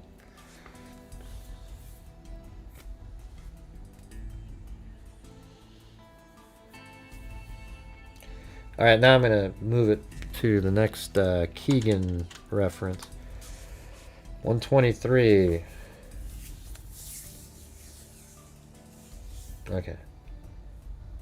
Okay, was this around the same time that I believe it was Trooper Video, excuse me, and there was a female officer that were kind of working the Keegan Kline angle? Two separate investigations. The female worked in 2017, and then Vito picked it up in, what, 2019? So it would have been after. Keegan Kline was polygraphed earlier in 2017, right? That was February, like, 23rd, I think. Tony wasn't polygraphed until later. His father. The only humor I've gotten out of this case, in its truest sense, is Keegan's first name. Do you know how he got that first name?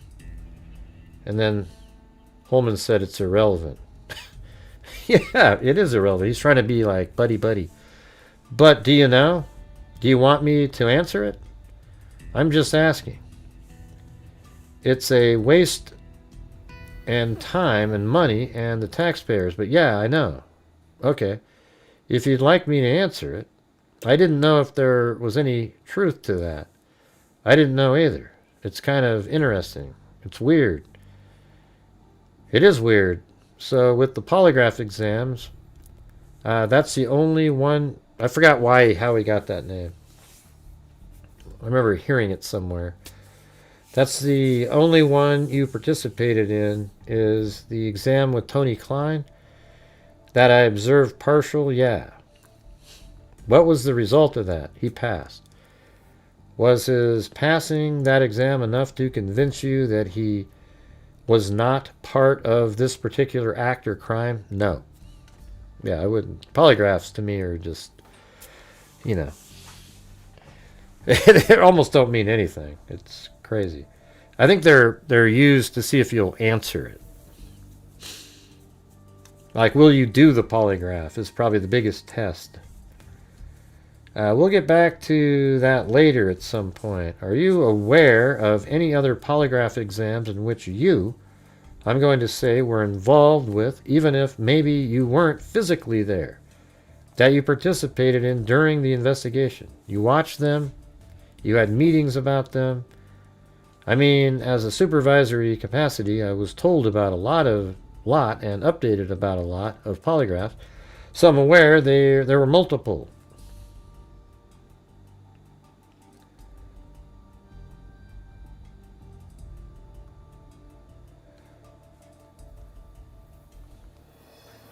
Others were just...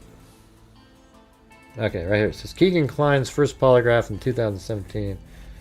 I think that's the only one I've watched. Keegan Kline, a man that's fresh, a human that's fresh on everybody's radar. So was he a suspect? Yes.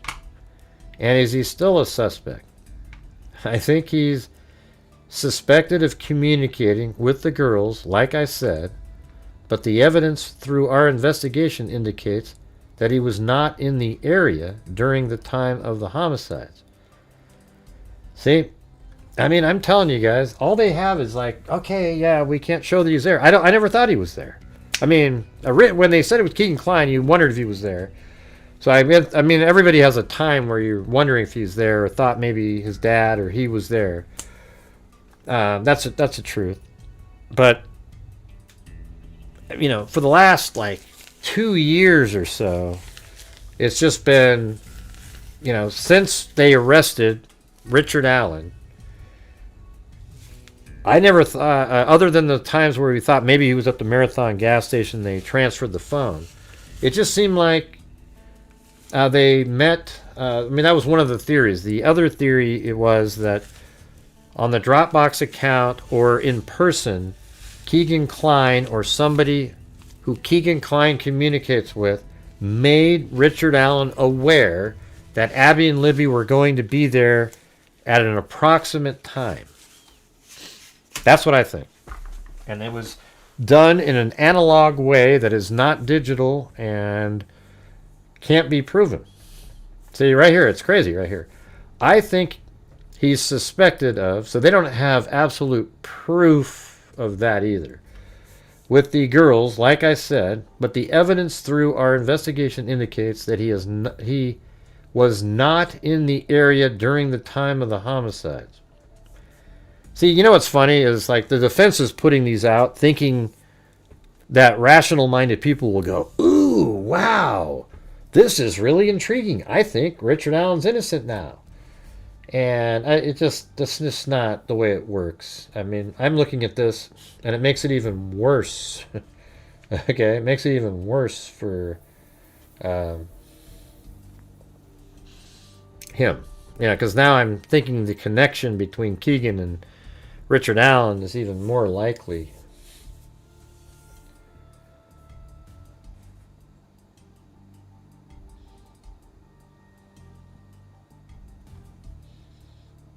Wow, that was kind of mean that he said.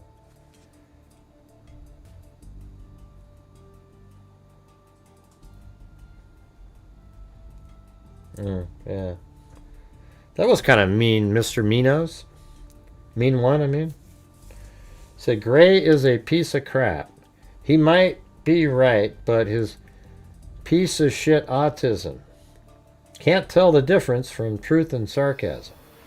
Well, if you really believe I'm autistic, how could you possibly be going out there and trashing me for that? I guess I missed that comment. Yeah, well, screw you.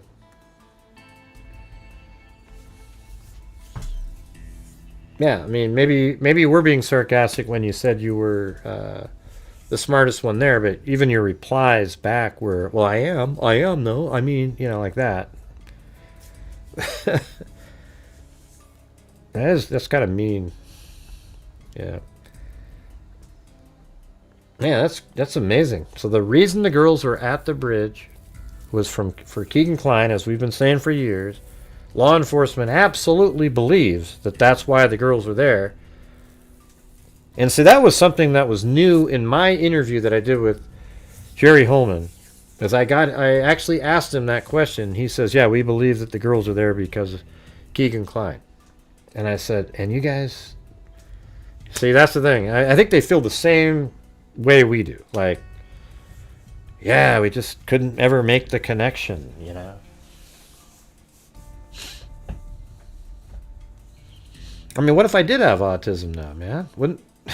I'm a high functioning. I mean, wouldn't somebody... I mean, are you supposed to make fun of us? Or... Yeah, it should be.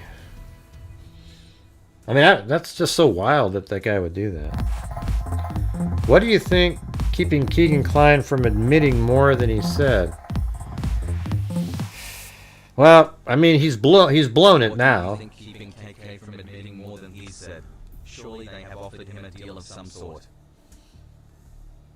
Yeah, that's the thing. You know, that's the thing. And then at the time of this document here, Keegan Kline was still, he hadn't been sentenced or anything, I would think. I think this is early on after, you know, like I don't think Keegan Kline was ever, and you know, you would think they would have offered him something and he probably would have taken it, but he didn't.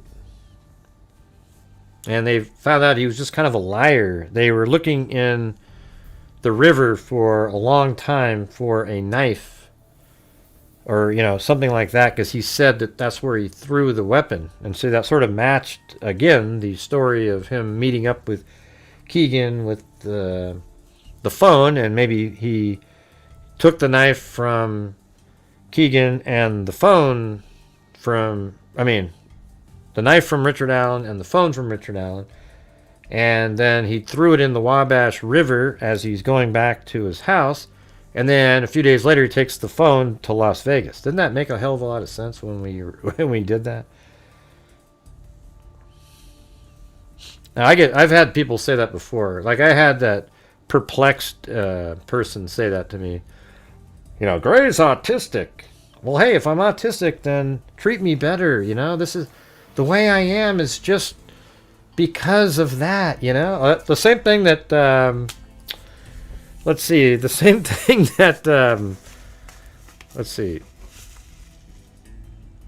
Kohberger could have said, right? Like when he was at that school, I'm telling you guys, Kohberger at the university, or the Washington State University, had he told his professor and all the people around him that he was a high-functioning autistic person, they would have thought of him totally differently there.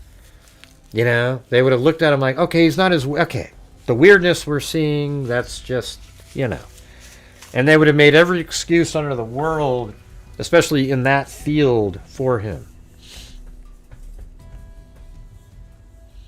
I think we're all autistic in some way, don't you think? Aren't we all on the spectrum? The question is how much what? Luis Rivera. What are you talking about again? You know, ever notice how you don't say a word for like 2 hours and then you always pop up during some controversial moment?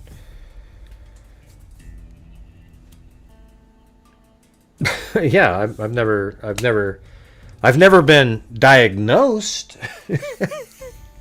This is great, man. This is awesome. Okay. Man, I'm going to start using that. I mean, can you imagine? Think about how crazy that is. We've got this. There's actually somebody out there that does child psychology who's one of the biggest stalker trolls out there.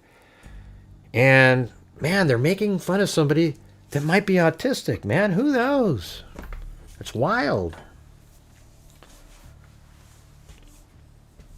I think I'm going to have to go ahead and let their superiors know what they're doing. They always write these little write-ups. It's just the craziest thing you've ever seen. Yeah, Kohberger. Don't you think that's true?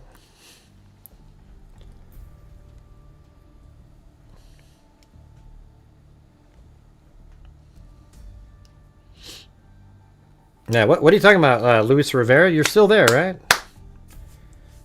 You said, how much? How much what? What does that mean? The how much thing that you're talking about. I haven't timed you out once tonight. But I'm trying to figure out what you mean when you say, the question is how much? What are you referring to?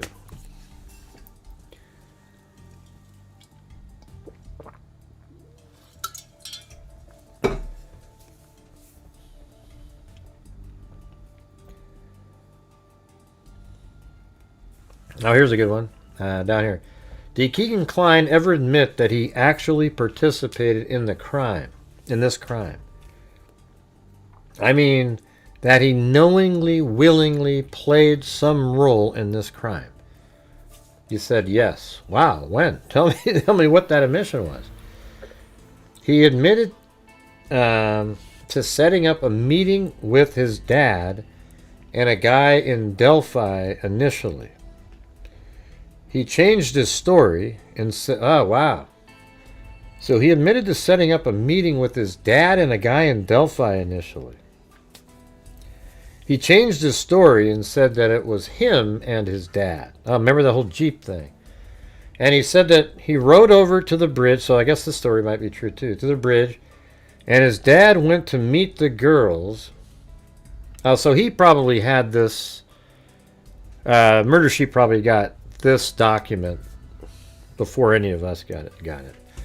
And he said that he rode over to the bridge, and his dad went to meet the girls, and he stayed in the Jeep. I believe it was a red Jeep. See, I told you guys that earlier. Which we located that Jeep, searched it, didn't find any evidence indicating anything that Keegan said. He also said that they threw some items off the bridge. Oh, man. We searched the bridge. We found no items. We had used every investigative technique that we could to try to find evidence indicating that he was involved, and we could not. Other than he admitted to being Anthony Schatz and God. There's something here, you guys. I mean, why would he, though, unimplicate the unknown person in Delphi, though? He admitted to setting up a meeting with his dad and a guy in Delphi, Richard Allen, probably. You know, they're the same age. Apparently they worked at the same place at one point. He changed his story and said it was him and his dad. So why did he do that, though? I mean, what advantage did he think he was going to obtain with that one? And he said that he rode over to the bridge and his dad went to meet the girls. I don't believe this part. And he stayed in the Jeep. I don't believe any of this. I believe, but the thing is the red Jeep. See, that's the thing about not that FBI video of the Marathon gas station not working. What if it was him and the unknown person in Delphi, not his dad? And he drove, and he didn't have his phone with him because he knows what that means. However, God, that's why they were frustrated up above, because it would have shown that Keegan Kline was at that gas station because he searched for it earlier, and maybe he was like, okay, yeah, and that's where he was going to meet up with, I don't know, like Richard Allen. I don't know. You'd have to know what time that was, because Richard Allen was in Peru and then came back. You know, did he search for it in the morning? And then, see, this would be interesting if somehow Keegan Kline met up with Richard Allen in Peru, Indiana. And this was all planned already. And then he had already looked up in the morning where that gas station was, and then was following Richard Allen back to Delphi from Peru, Indiana. And he has his red Jeep, but that camera footage at that one gas station doesn't work. Oh, man. That's crazy. Because what if that red Jeep showed up on there? How insane would that have been? It doesn't exist.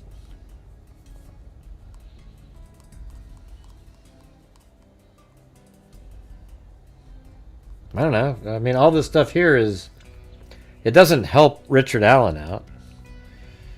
Because this is all, I mean, especially this part here, the defense, an unknown guy in Indiana, Delphi? People would just assume that there was, I mean, I guess if you say we couldn't find a connection, then the jury might have went, well then why do you guys think it's not Keegan Kline? Or somebody else that, you know.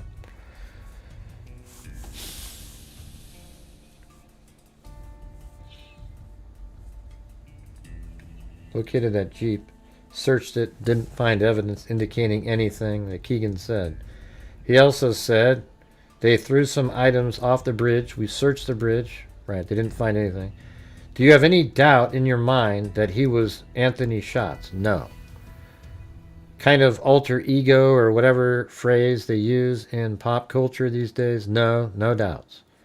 In fact, he was basically in some kind of, and admitting indirectly to some of that recently in Miami County, right? Yes. Was there ever a time when you definitely excluded him because of an alibi? No. Whew. Oh man, this is exactly the stuff I wanted to know all this time. In fact, I would say out of all of the stuff that we've got, this is one of the coolest things that I've seen. This document right here. It's kind of an odd question because he's not giving you an alibi. He's saying he's there. But I assume you were working the reverse angle to vet his credibility. Right. Yes, isn't it interesting? I mean, if I was the defense, I would have made Keegan Kline sort of the key thing in this whole case. I wouldn't have gone after the Odinist shit, any of that crap. It would have just been Keegan Kline. It would have been their strongest, like, hey, this other guy, he admits to communicating with them. Richard Allen doesn't admit anything over here. He doesn't say anything. Okay, let's see, where are we at over here? We got...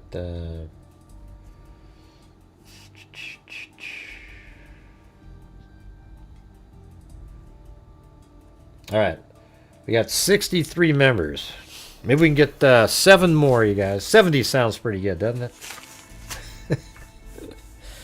It does. It does to me, anyways. I don't know about you, but man, this is crazy, you guys. This is just freaking amazing. Right. That's why I asked the question. Okay, it's kind of an odd question because he's not giving you an alibi. He's saying he's there, but I assume you were working the reverse angle to vet his credibility. Right. That's why I asked the question. Right. I understand your question. So the reason that we eliminated him from actually being at the crime scene is because we know he didn't ride with his dad on the route that he took. Because the video show, let's see. So the reason that we eliminated him from actually being at the crime scene is because, probably the Hoosier Harvester camera, I'm guessing. At the crime scene is because we know he didn't ride with his dad on the route that he took because the video shows. We also know that he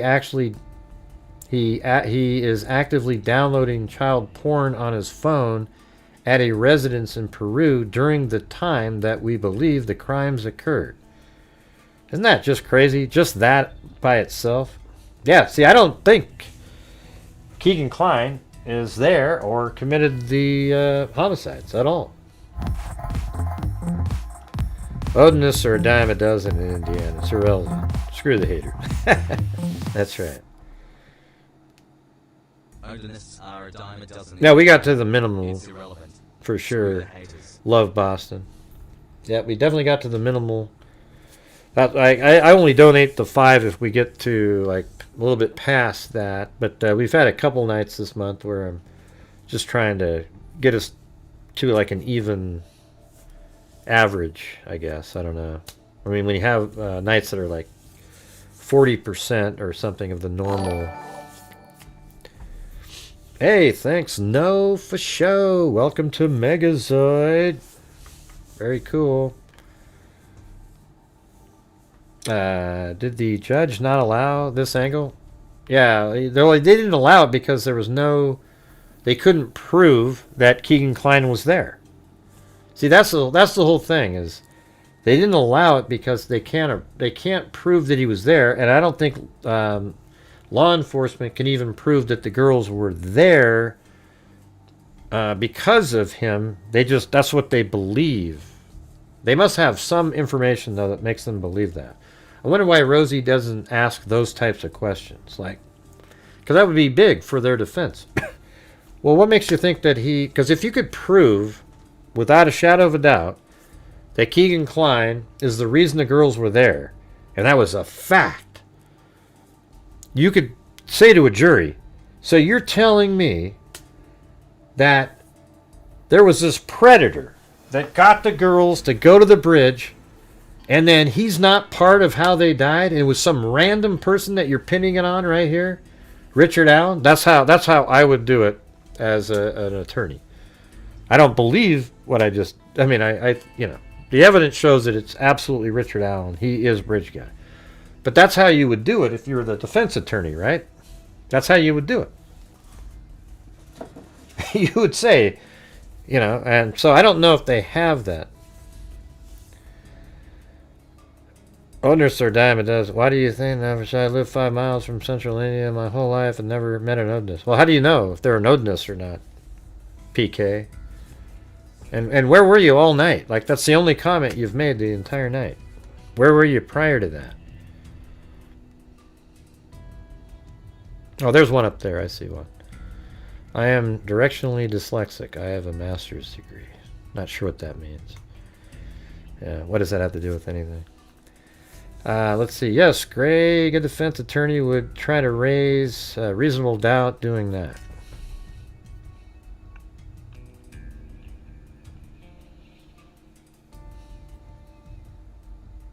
It's okay to be dyslexic. I don't even know what, I'm not sure how that works in somebody's mind, dyslexia. But I mean, apparently you can learn to read even having it.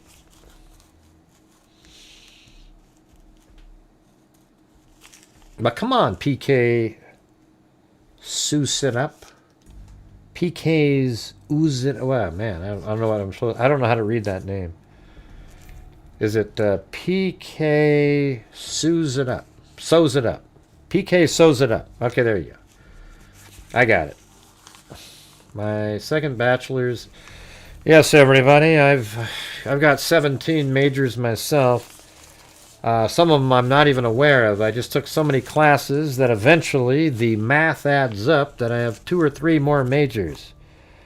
I've also got a degree in synthetic phosphorus synthesizer development, which not only has combined to create some of the most interesting moments of my life, but when you consider the fact that the elements that are directly relevant to not only the conceptual ideas of the factual, see how people can just bullshit their way through all kinds of stuff?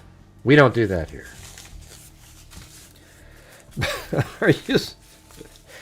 I definitely have. Listen, I ended up with 220 credits. All right, you need 180. You don't think there's something else in there? Come on, you guys. I was like, my favorite classes were like anthropology and things. I love learning about, just all that crap. And I remember learning all about the great apes and the sort of evolutionary elements. What is it? Let's see. It's a chimpanzee, orangutan, gorilla, and then a gibbon, and a simang, which is a black and white version of a gibbon, almost the reverse, the negative of it. And believe it or not, you guys, the gibbon and simang are the only members of the great ape family that have the sort of traditional structure of like one female and a family, like that. Except the gibbon and simang are extreme brachiators, where they swing from branch to branch really fast, really long arms, and different from the other 3. Don't you love that information? And I remember learning about how the old world monkeys like baboons, etc., they're further along on the evolutionary trail than a New World monkeys that have the prehensile tails that can hang from trees. And by the way, everything I just told you is absolutely the truth. Let's see, I'm a science girl, but also love history. Well, there you go.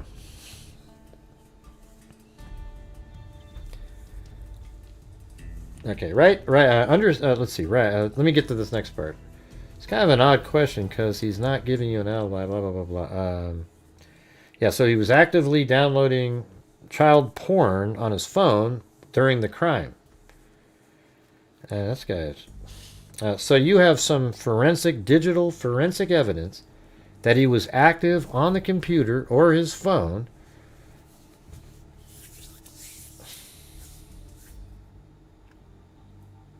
You said at the time that you believe these things occurred. These things? During the time frame that we believe these crimes occurred, yes, he was actively using his phone. But, I mean, it must have... You know, the thing is somebody else could have been using his phone at his house, and then he was in his car, the red Jeep, which they'll never know now. As I said, didn't I tell you a minute ago, I think he probably would have left his phone at home, driven his red Jeep. Now, maybe somebody else at his house was using his phone as to, you know, to help out on an alibi situation. Except you think all of this may have came out. I think the problem is with Keegan Kline is he really can't cut a deal. There isn't a deal to be cut. That's the problem. They already had enough information to say Richard Allen was bridge guy when they found him. Keegan Kline's deal implicates him directly in the entire killings. If, you know. Because, like, if he's the one that sent Richard Allen out there, he is absolutely would just be, you know, life in prison. He wouldn't, you know, it would be toast. Richard Allen is the guy that at some point might say something. That's it. I don't. Keegan Kline, you can forget it. I think Richard Allen actually has a part of him that might tell the truth to somebody at some point because he's done it already. Mm-hmm. Right. Yeah, he was. I think there was probably Keegan Kline lost his timing and opportunity by waiting a little too long, because as time went on, they were able to completely pin Richard Allen in as bridge guy, and then it's like, well, why do we need Keegan Kline at this point? Yeah, forget him. And plus, he's you know, he lies a lot, so his testimony wouldn't be worth shit. You know? And also, you know, if he implicates himself, I mean, he's, at this point, he would be life in prison. I think he's got 40 years at this point, which is an incredibly long sentence for what he was doing. I mean, you got to admit, like, normally people that do, you know, the CSAM stuff that he's doing, they don't get 40 years, you know, like minimum type thing.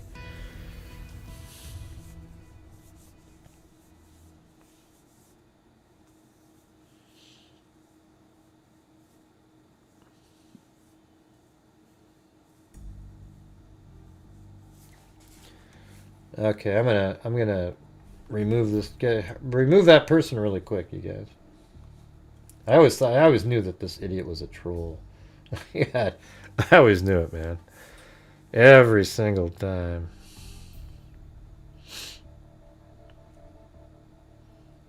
Yeah. God, what a clown. Hey, Louise, I always thought you were one of those types. Okay, so don't worry about it. You're never coming back again. Thank you very much. What a loser. Jesus, who would say something like that? My God.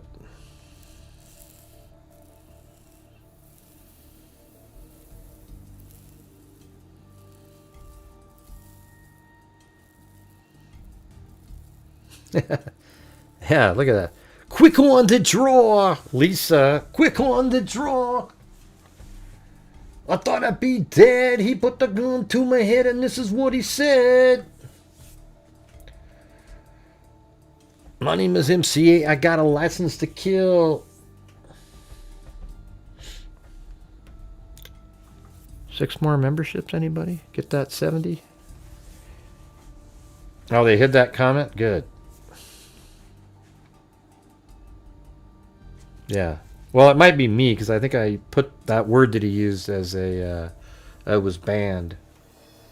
But they probably would block that, too. What kind of a person is like that, you know?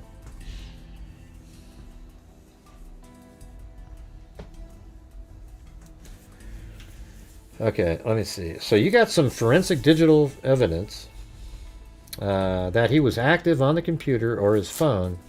You said at the time, during the time frame that we believe these crimes occurred, yes, he was actively using his phone. Do you know the location of the phone? Yeah, that's what I wanted.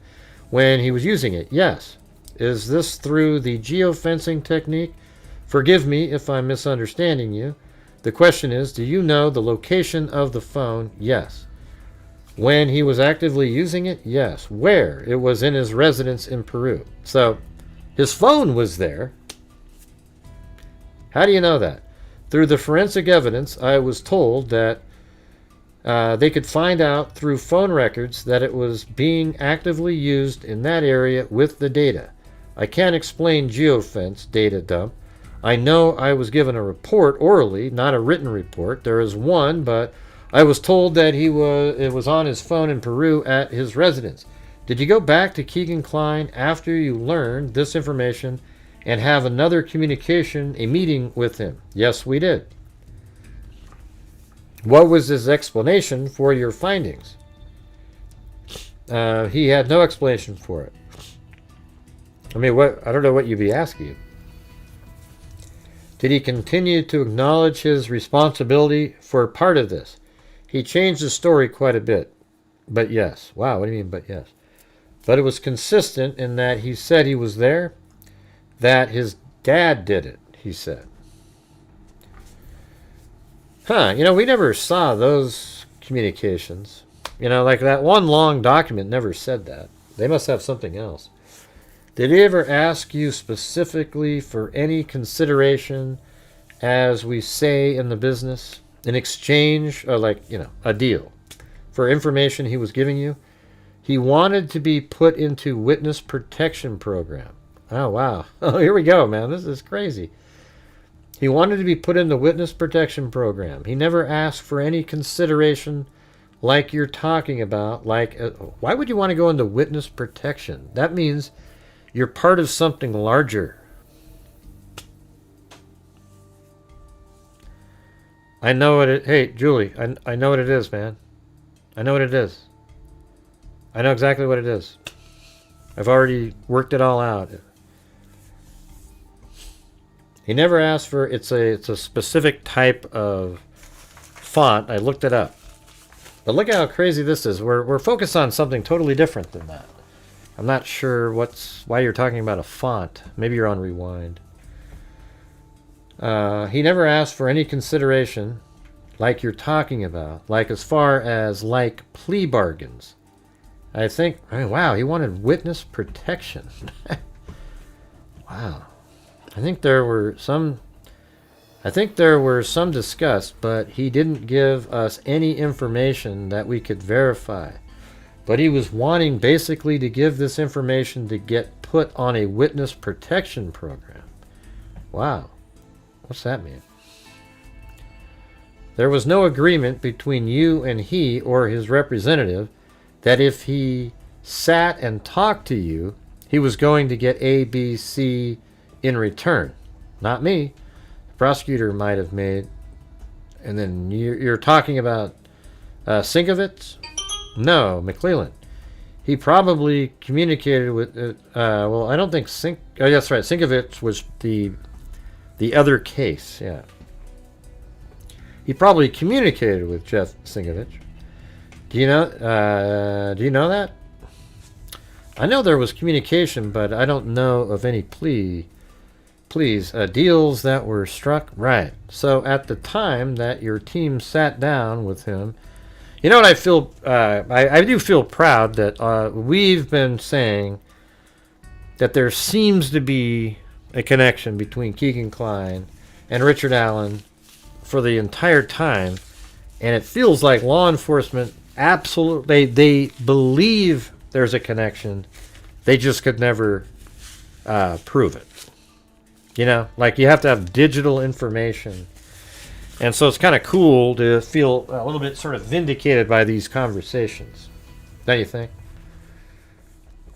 I know there was communications, but I don't know of any pleas deals that were struck. Right. So at the time that your team sat down with him and talked to him, you're not aware of any deals that were made that he would get something in return for providing information, whether accurate or not accurate? No. Why are you kind of hesitating? Well, at one point, I know the prosecutor was going to offer him immunity. Wow. But I think that's different from what you're asking. That's that's not different. That's why I'm kind of hesitating. As far as, hey, if you communicate, we'll give you this many years or whatever. I don't think, man, we thought this the whole time. All of this stuff. I don't think, I wasn't involved in any of that. Now that he's in jail, has there been any, well, now that he's convicted, has there been any attempt to reach out to his legal representative to forward your investigative anyway? Hey, thanks for the lol buster, Bruce Holdaway. Thank you so much.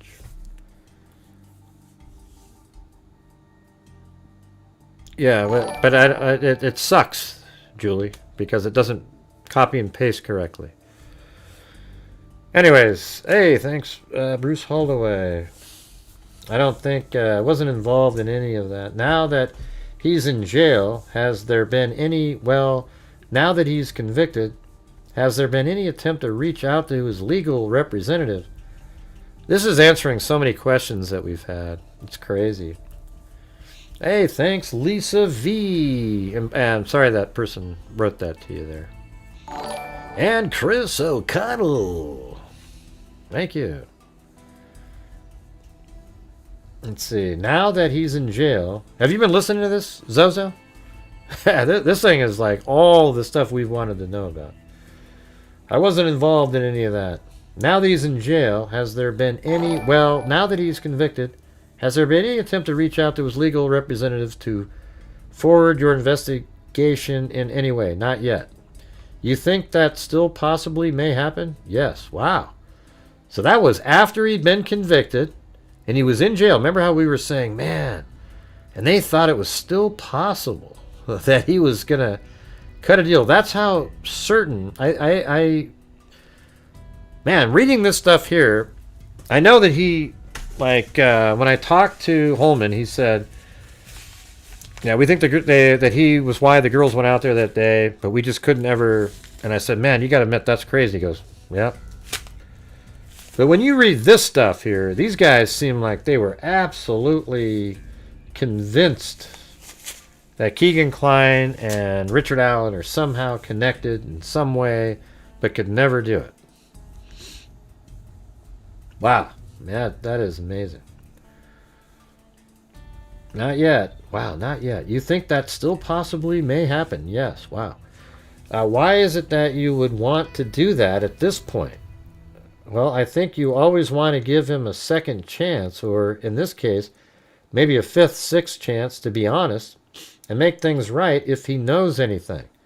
So the idea is he's been sitting for a while now on this other case, and he might come up with a different version, but it's too late now because he's seeing the world differently now.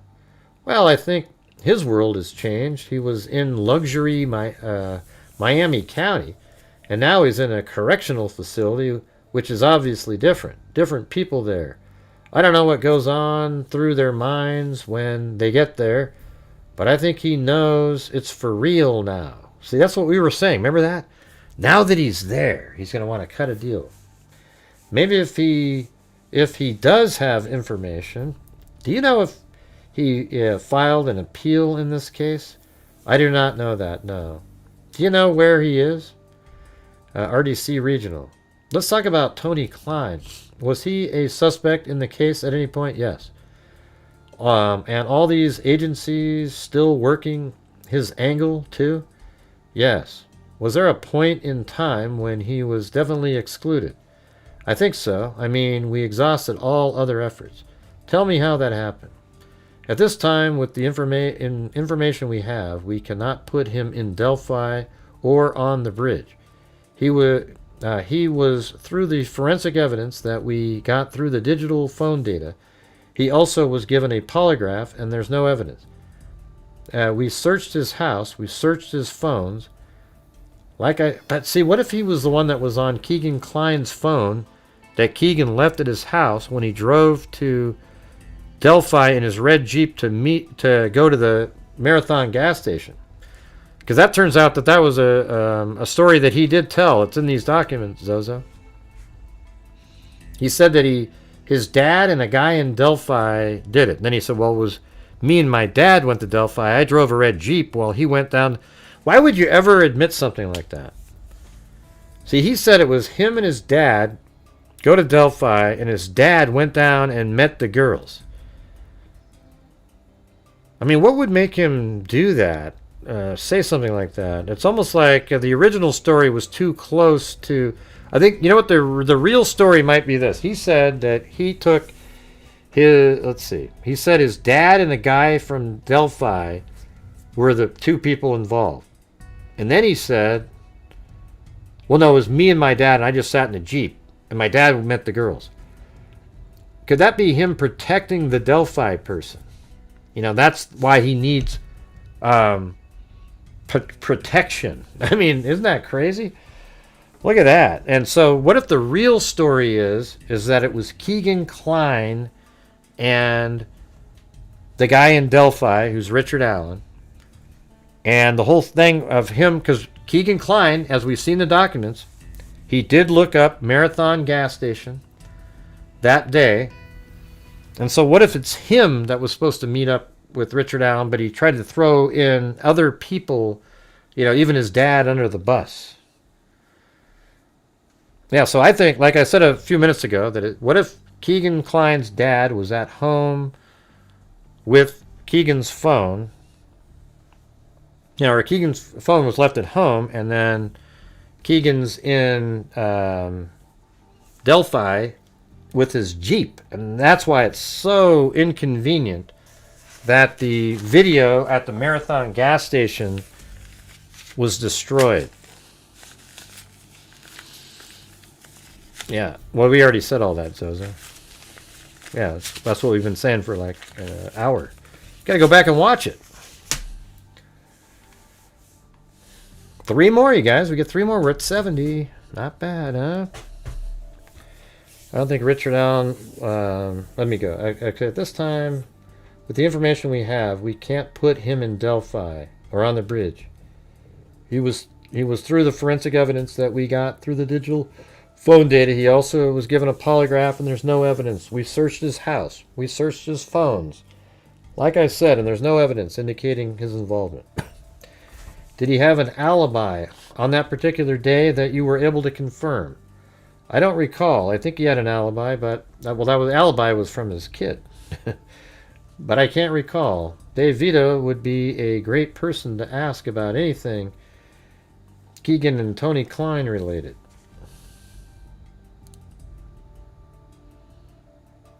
Wow, Dave Vito. So Dave Vito's the Keegan Klein. Man, I should probably get a hold of this guy. Where do I get that?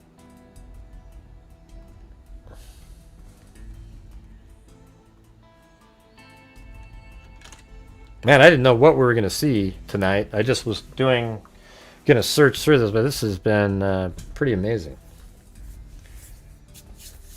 I think he had an alibi, but I can't recall. David Vito would be a great person to ask about anything Keegan and Tony Klein related. Do you recall him taking a polygraph? I do. What do you recall the results to be? Like I said earlier, he passed the polygraph, or did I say that earlier? He did say it earlier. I thought I did. You referenced it, but I don't remember. He even said he passed it. But then he was asked, did that make you not believe he was still a suspect? And he said no. You referenced it, but I don't remember what you said. Yeah. Was this polygraph conducted by this examiner in Lafayette? No, it was not. New technique? No, it was Matt Collins, I believe, with the state police. Was Tony Klein cooperating with you at all times during the investigation? Not all times, but I don't think any defendant cooperates all the time. Tell me what you remember about him not cooperating. I mean, he showed up and we talked to him. He lied to us quite a bit about, we had surveillance on him, and when we called him, he said he was working when he was actually out in his garage drinking a beer. Huh, interesting. Because we had surveillance on him, so they were watching him, and he goes, oh, I'm at work. So he lied to us. So I think, well, I mean, people might say something like that, like you don't want to meet up, so you go, yeah, I'm doing this. So he lied to us, so I think that's not cooperative. If you're lying to the police, I don't think you're cooperating. He lied to you about little stuff? Little stuff, yeah, multiple times when we confronted him about his involvement, he would stop cooperating or just get up and walk out, things like that. I can't remember if you got consent to search his house or if he had a search warrant. I believe it was a search warrant. Remember those stories that his kids, Tony Klein's kids said? Those are pretty crazy. Did you ever know, was there ever any, I'll call it forensic connection made between Tony Klein and these girls' digital forensic information? No. Were you able to determine definitively that Tony Klein was not utilizing his son's digital devices? No. See, there you go. That's exactly what I was thinking. There's still that possibility. That is a possibility. Those two were living in the same house.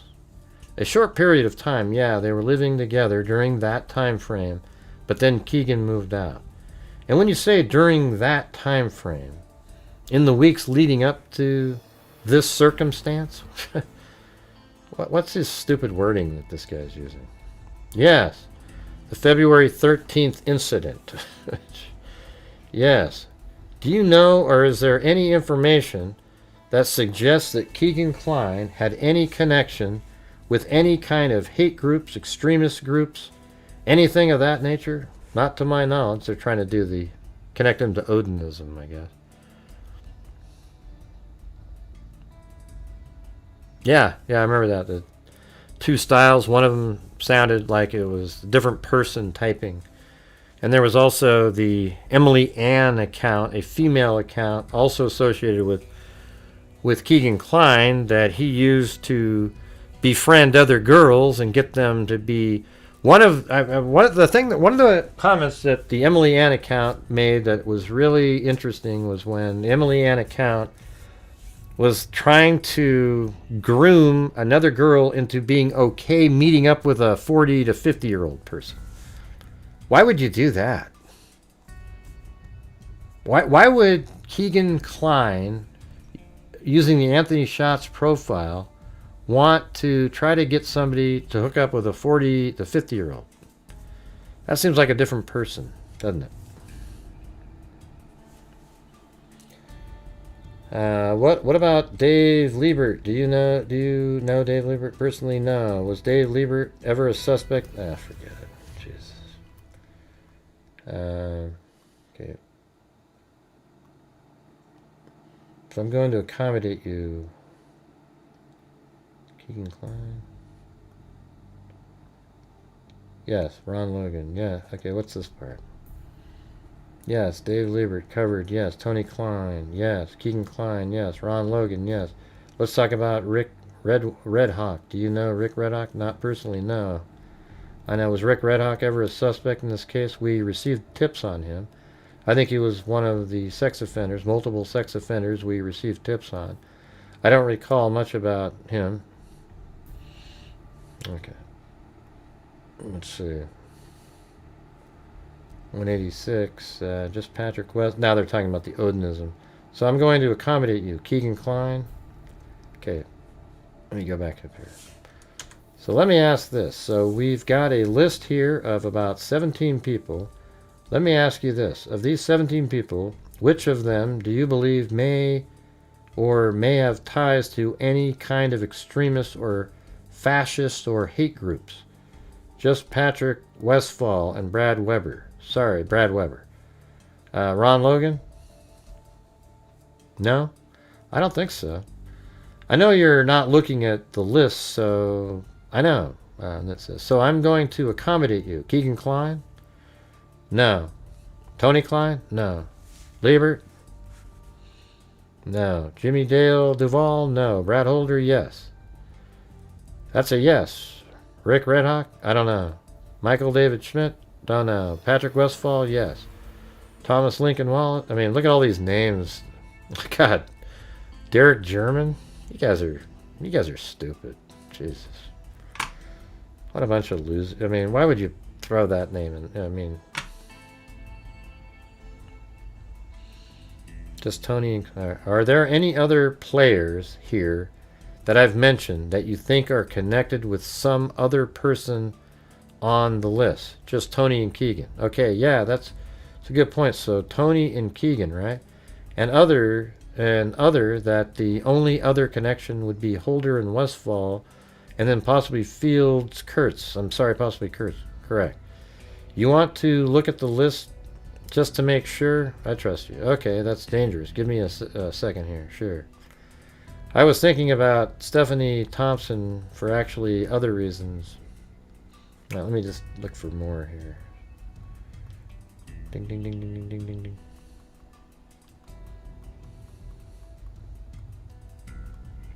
Okay, so there's no more Keegan Klein stuff. Yeah, so anyways, I'm going to play the audio of all this tomorrow. It'll be like a 4-hour video. It's just the audio of his entire interview. I think that one's going to be really interesting, don't you think?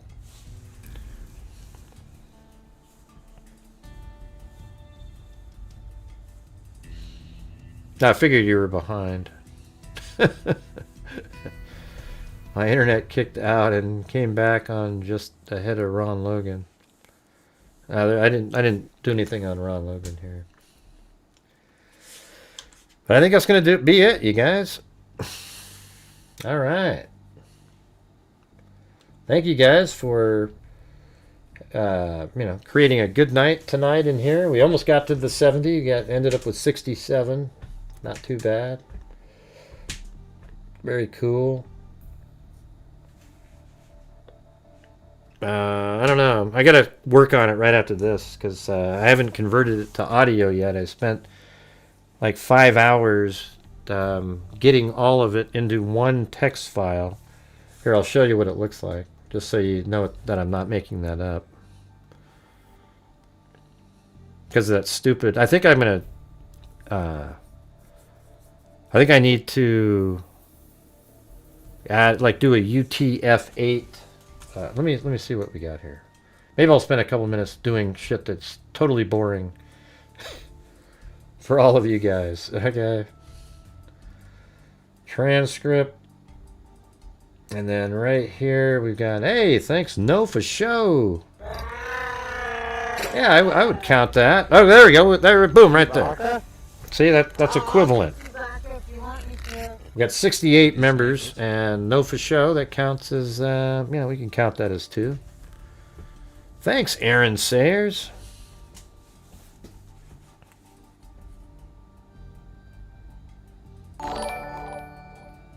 Yeah, so it's right here.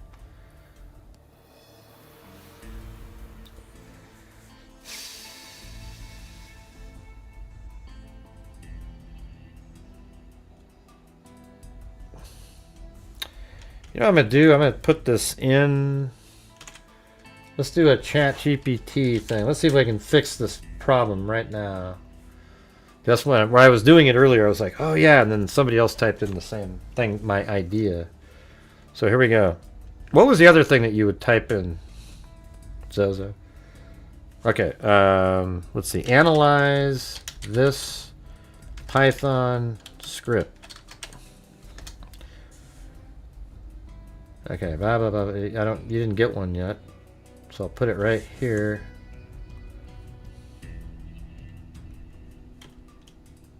Sure, please upload it. Okay, there you go. Okay, right there. All right. Okay, can you make sure you write the text out in UTF-8 format?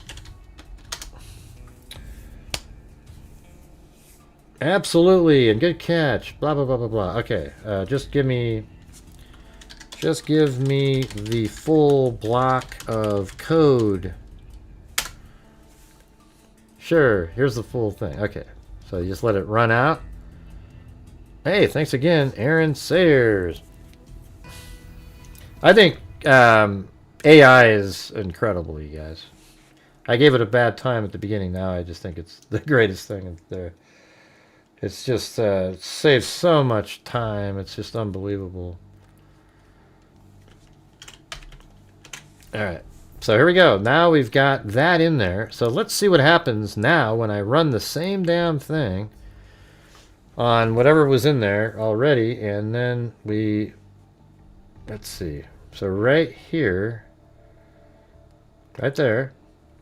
Now, did this get rid of those stupid L's? God, it almost kind of looks like it. Nah, right there. See, there's the familial, you know, all the I's in there.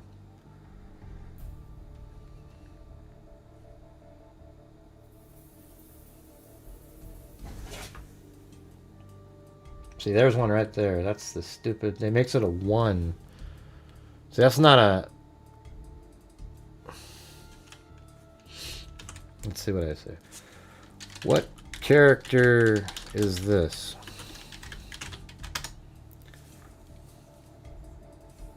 Character is a 1. See, that's ridiculous.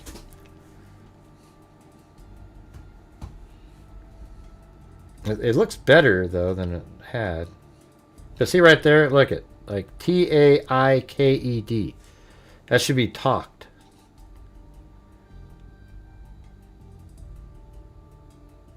All right, let me try something then. Here, I think I can maybe fix this because it kind of worked on this other one that I was using. Transcripts. Not there. This one. And then probably just grab this somewhere. And then find like that little L. Just any L that's in here. Like this one. Okay. Alright, so I'm going to take that and then open up that Python script again over here and then say, can you make sure to replace... Look at that! Aaron Sayers got us to 70 there. Hey, look at that. All of you guys. No for show got us... well, that counted too, but it didn't, you know... Technically, it doesn't say it on the screen, but thank you. Can you make sure to replace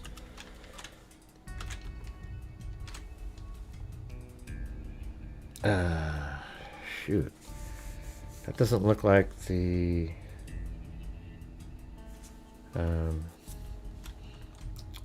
you make sure to replace with an L if it's part of a word? Give me the full code. Hey, thank you. No, for show. You guys are so nice. All right, let me hit the copy. Let's try this one now. All right, will it work? Will it work? Here we go.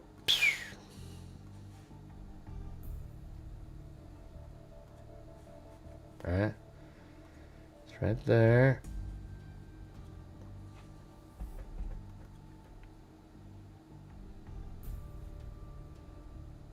Wait, why are these? Oh, maybe I was looking at the wrong one. Why do they have these dates over here?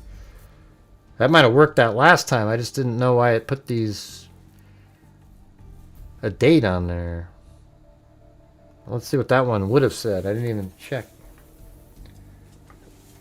Okay, yeah, it still has like lawyer with an I in the front there. So this one, maybe. Come on.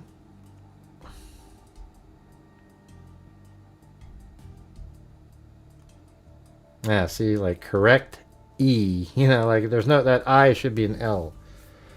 And I don't know why it's like sometimes that little upside down L looks like an I to them. But strangely, if you copy and paste, and like, let me show you how I was doing it earlier. It worked pretty good. You guys interested in this at all?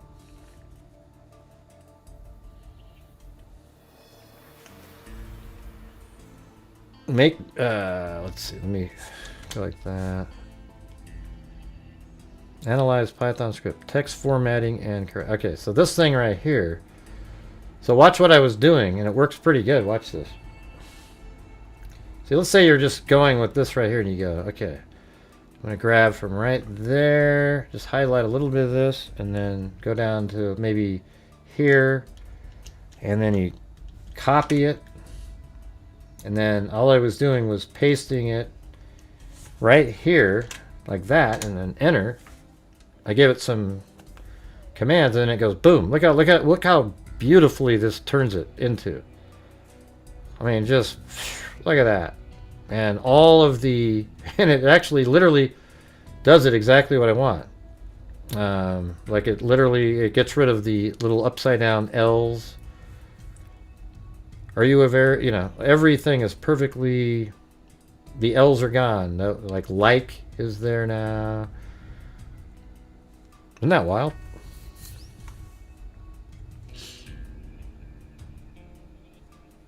See, like myself, that there with the upside down L.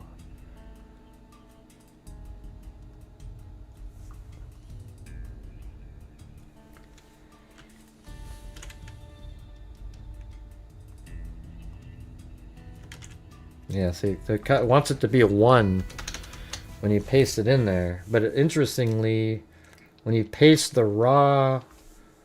Well, let's see if you go up here. Yeah, look, like right here. See that there's a talking, and it says TA1KING, and then it has this crap here. So let's see. So you're talking. Okay. And that should be an L.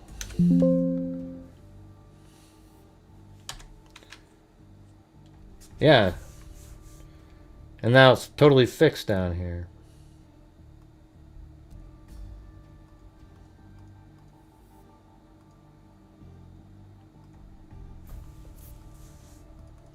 I don't know. I think it's pretty cool.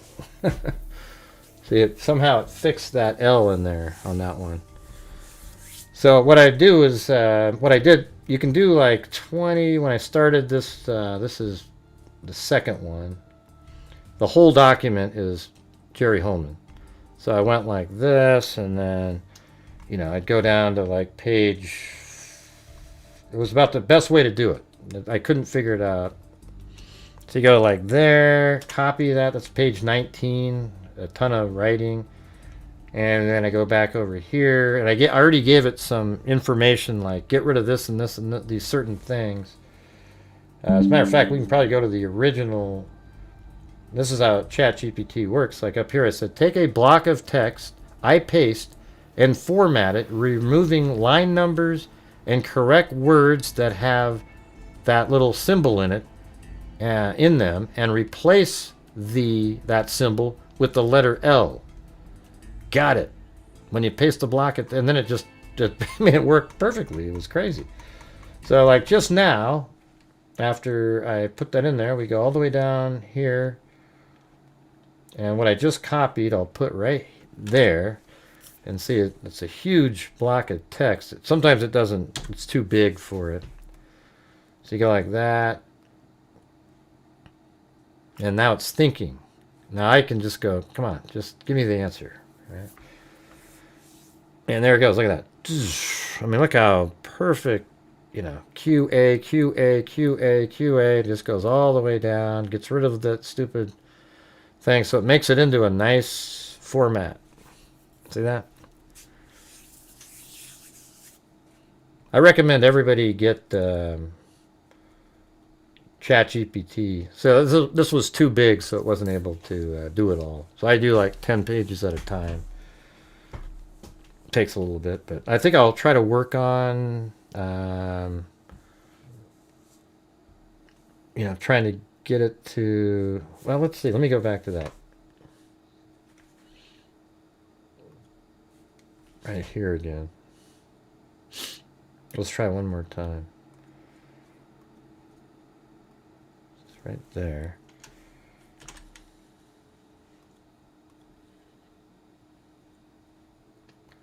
Okay, auto replaces with L only inside words.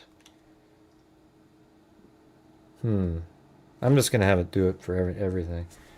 Can you make it so that it always replaces the with L throughout? Okay. Hey, thanks, Aaron Sayers. Wow, that's so cool. Thank you. All right, let's try it again. Copy that. Put it over here. Replace it. Thing is, you have to have all the libraries and things. Like, it's pretty easy. You just install them on your, whenever you need one. All right. So let's run it again. Will it work this time?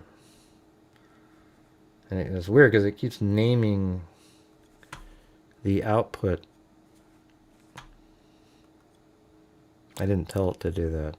I want it to be the same one.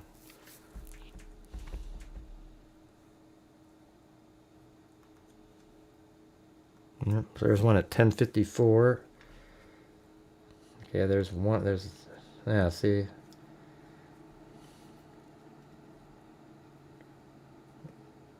Yeah, what happened to the E on that one? No, that's his name, Dave Vido.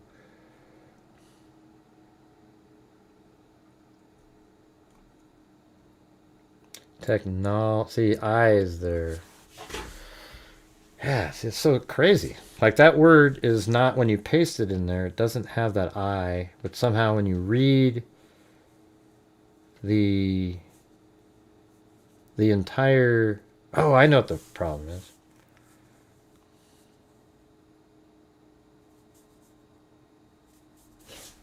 Oh, I think I might know the answer to this thing. Hold on, let me just try something. Man, this is crazy. Hey, man, I'm working through it. Might actually know the answer if I get the, if I take, because it's using this input here, and the input is already a problem. So I think I need to save, the input needs to be a, oh, it is, it's already UTF-8. I was hoping that was the thing. Maybe it wasn't. So let me see. What happens if I grab? See, what I was doing before was I would just take this whole thing, the entire document, and just paste it right into here. So, and we could try doing that. You just go like right here all the way to the top. Select right there on the left side of that. Maybe just highlight a little bit of it, just like that. And then go down to the bottom, all the way 250 pages. And then go right there. And then copy it. Look how long it's so big that watch that when you copy something, look down here, there's actually a clock. I mean, how many times have you seen that one? So see that? It's clocking, clocking, clocking, clocking, clocking, clocking. Right there. And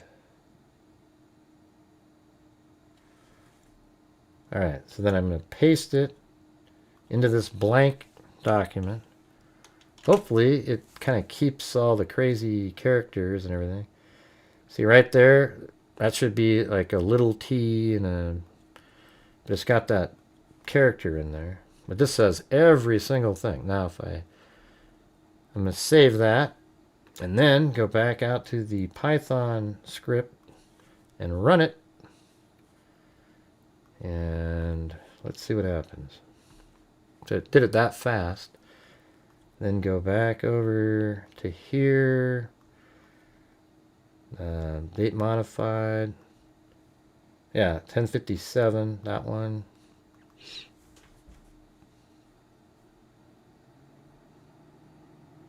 Yeah, see right there. That should be logged, not IOG'd.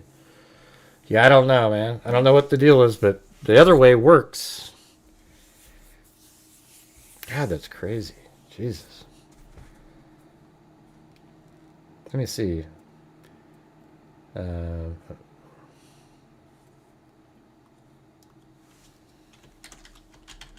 Analysis. See, that doesn't exist, but if you put a 1 there, that probably... Yeah, see? See, it thinks that's a 1, right? So if I paste that into ChatGPT over here, and see, there is a 1 there. But if I take that same 1 that I just pasted there, and I go to my texting format one, this one, and I think if I just put that one word in there and enter it,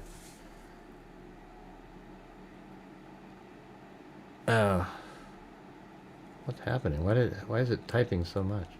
I just put one word.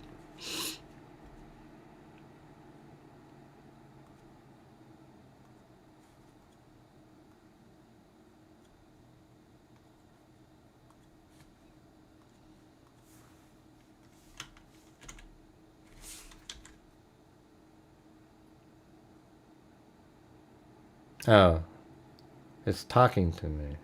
All right, what's it doing here? I don't know why it's doing that, but let's see. Text formatting, and no, that's the one.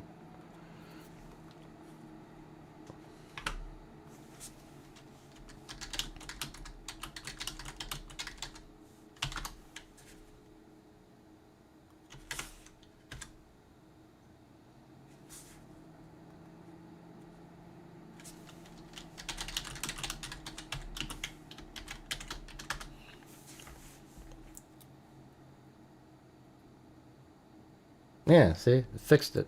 Right there. Got rid of the 1 and made it an L. Crazy, huh? Yeah, it was nutty, Julie. This guy came in and just... I don't know what the hell they were doing. Really weird stuff, to be honest with you.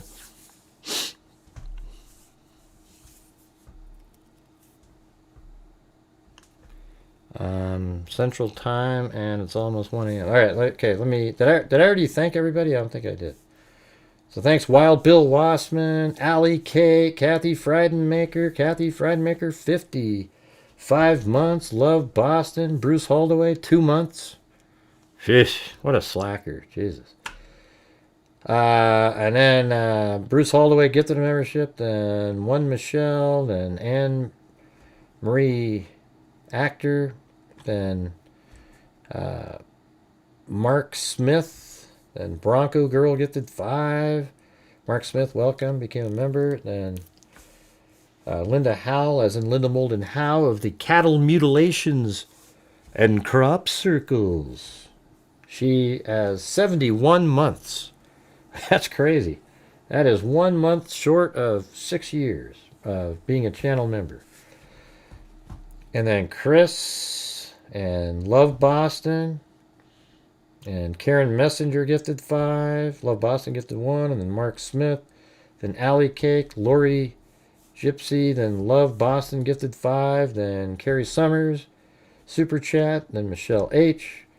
6 Kids UK. Lori Gypsy gifted 1. Probably your Gypsy, I would imagine.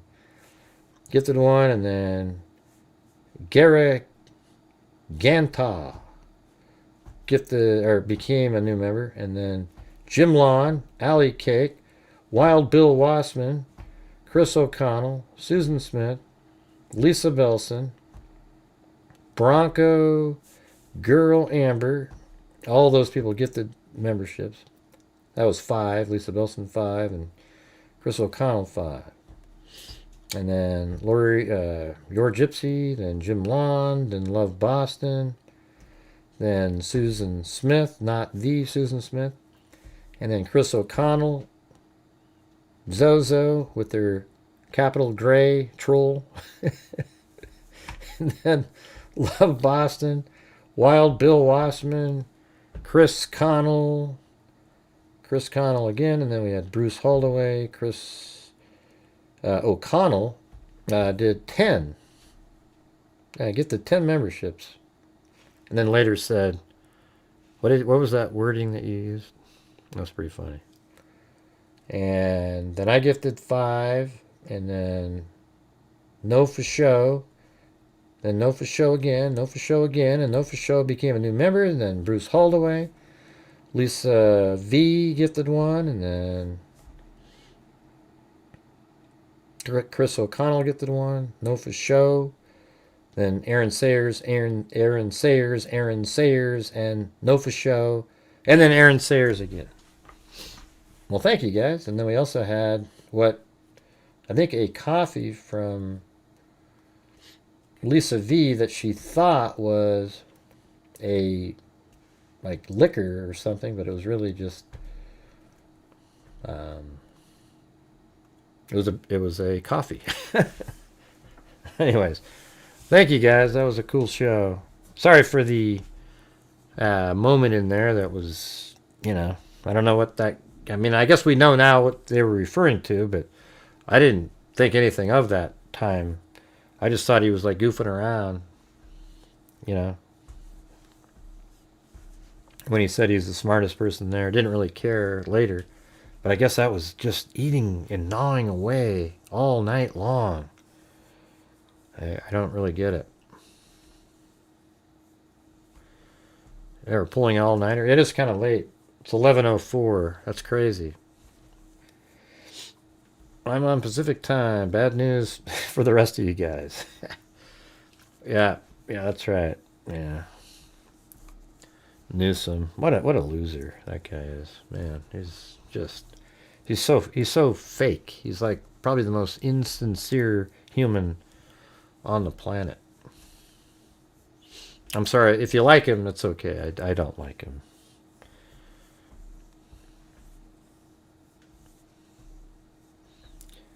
All right. Well, thank you guys very much. Man, what a crazy, interesting information that's in there. So tomorrow I'll put out, it's going to be I'll probably try to do it at 11 in the morning or so.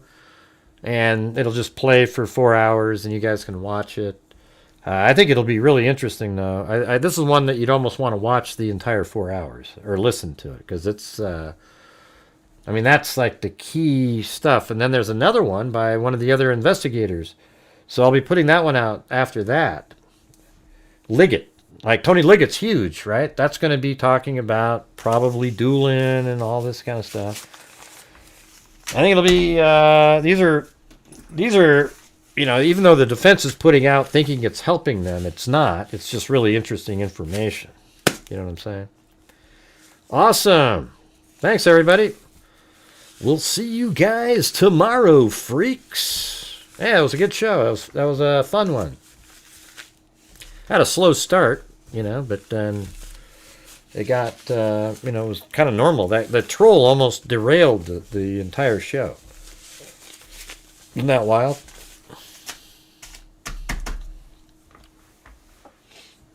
All right, Bruce, guess what's coming, man? Your song, the best song in the history of the world, is coming up. All right, thanks, everybody. We'll see you guys tomorrow. And as I always say, until next time, be safe out there.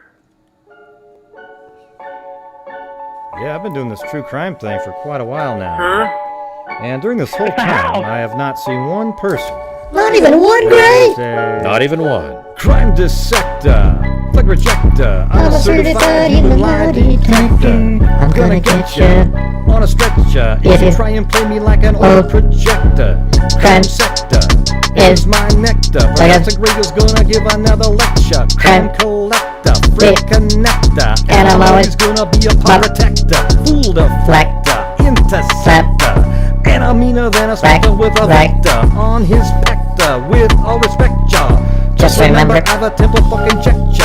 I have no agenda, I'm no agenda, and I'll sell it to you straight without a blender. And in the end, I'm gonna send ya on a mission to reveal the true offender. Alright, everybody, thank you so much. Very cool show tonight. I really appreciate it. Who the hell are you talking to, Mary? You hadn't said a word all night. Gosh, great. That wasn't very nice.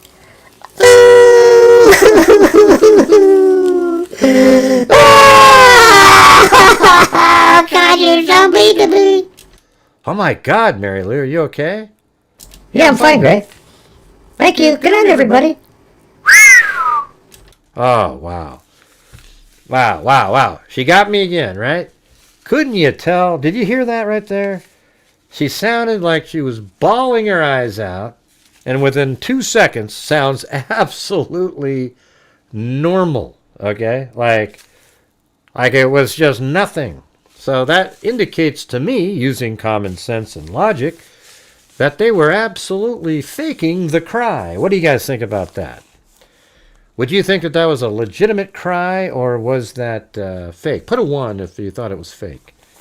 Mary Lou, they're judging you right now. They're going to type in 1 for fake, 2 for real.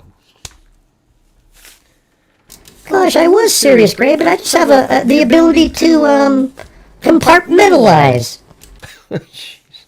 Compartmentalize? That quickly? Yeah, that quickly. I just immediately envision a beach or something, and then I quit crying. Oh my God. That's just complete garbage, alright? Hey, no problem, Robin. Alright, thanks everybody. See you guys later. And until next time, be safe out there. Be safe out there. Are you mocking me, Mary Lou? I sure am. Good night, everybody. Wow. I'm sure some of them like me out there. What about you, Michelle H? Do you like me? Hey, Jessica Schubach, I'm one of your favorites, right? No, you're not. Alright, see you guys.